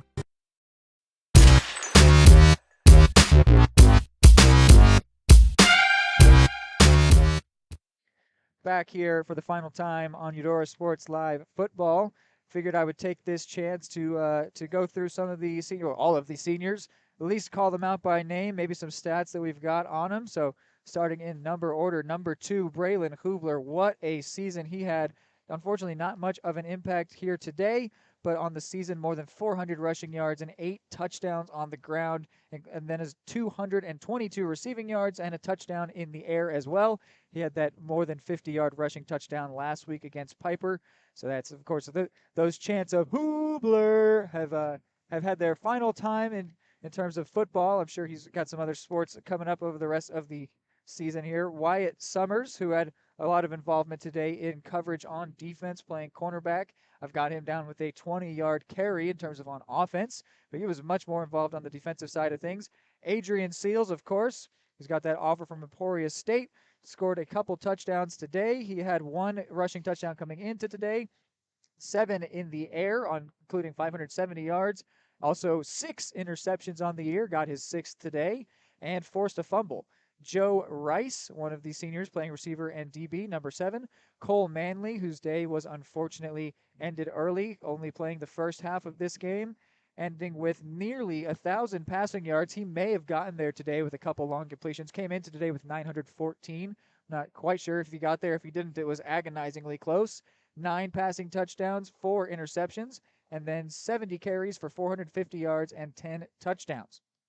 You got Nate Reason, the senior, ended with 1 reception for 9 yards. He was getting more involved after Christian Jarrett's injury today. Jerry Coble, senior, number 20. Matt Majette, the senior, also had a rushing touchdown more than 50 yards last week. 16 carries, 170 yards, 3 touchdowns, 4 receptions, 35 yards, and a touchdown. And also 7 for 9 on PATs. That game against Schlegel where he was on PAT duty, that was a pretty fun experience. Max Mitchell, the senior, number 50. He played O-line and D-line. Owen Wilkes had quite a few different big hits. The 6'2", 245 defensive lineman, number 54. Number 56, Thomas Cromer, 6'2", 260 defensive line, also got in on some big plays. And then you've got Caden Kerr, of course, number 99, the star soccer player and place kicker. Ended up going 25 of 28, I believe it was, on PATs. Missed his only field goal attempt that we talked about earlier today. That was against Lewisburg, but was pretty darn consistent all season long. Make sure I don't miss anybody. Looks like that's all of the seniors I have got here and that this Cardinals football team has got. Oh, I did miss one. Will Gable, Will Gable, number 77, the 6'2", 265 defensive lineman. Big boy there on both lines on both sides of the ball. So that is it for the seniors who just played their last game of football. A very solid season. They end 5-5 on the year, which was a pretty good recovery considering there was a time where they were 2 games below 500. The Cardinals went on a mini winning streak and got back to where they ended at 500. A very, very respectable season. They battled with injuries the whole time, so they really had a lot of adversity to get to where they did get to today. And they gave the number 1 seed Atchison a good run for their money. Even though in the end it got a bit away from them, they played the first couple quarters of this game right on par with this very good team. And to be fair to Atchison, The answer to the question is yes. Are the 1 seed undefeated Atchison Phoenix legit? Yes, they are. They are a very good team, and they came out and put a very good performance up today, scoring 50 on this Eudora defense. A very effective day from them today. So that is going to do it. I extended a thank you to you already from everybody here, but one more time for Kevin McAvoy and Killian Beck. My name is Reed McAvoy. It has been an honor and a privilege to deliver you Cardinals football to wherever you watch from. And that is going to be the end of our season here on Eudora Sports Live. We will be back with baseball and football the next season. The next season's coming up. I will be helping broadcast those sports as well. So you will catch me again if you're going to stick around on Eudora Sports Live. Can't wait to get those started. And Killian, you got anything to say here? No, I'm all good. This was a fun experience, despite the score. It was this whole season just was a fun experience. We're having a moment like the seniors, reflecting on everything that happened over this whole year. It was a whole lot of fun, and it's been a great experience. I've said it already. Honor and a privilege. It truly is. No better way to put it. So that is it. That's all that we have for you tonight. Go Cardinals, and good night.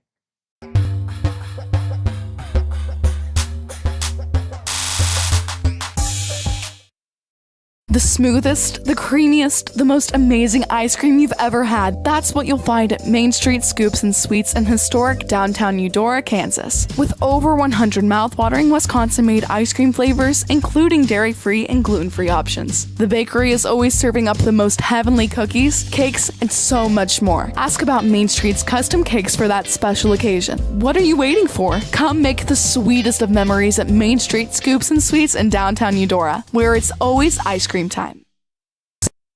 Are you looking for a trusted partner in pet care? Look no further than Eudora Animal Hospital, proudly serving Eudora and the surrounding area since 1975. Eudora Animal Hospital offers a wide range of services, including wellness exams, surgeries, routine vaccinations, and emergency care. Hi guys, just wanted to say thank you from Eudora Animal Hospital for all your support, and go Cards! Schedule an appointment by calling 785-542-3265 or visit eudoravet.com. Call insurance agent. Hello, customer. Oh, great. I just had a quick question about my insurance. You are 312th in line. Oh, it's just a real quick question. Would you like a callback in 6 hours? Sometimes humans are just more helpful. Hey, Max, I can answer your insurance question. Awesome. Appreciate it. Farm Bureau Financial Services. It's your future. Let's protect it. Contact Farm Bureau agent Anthony Brown in Eudora today at 785-615-0516.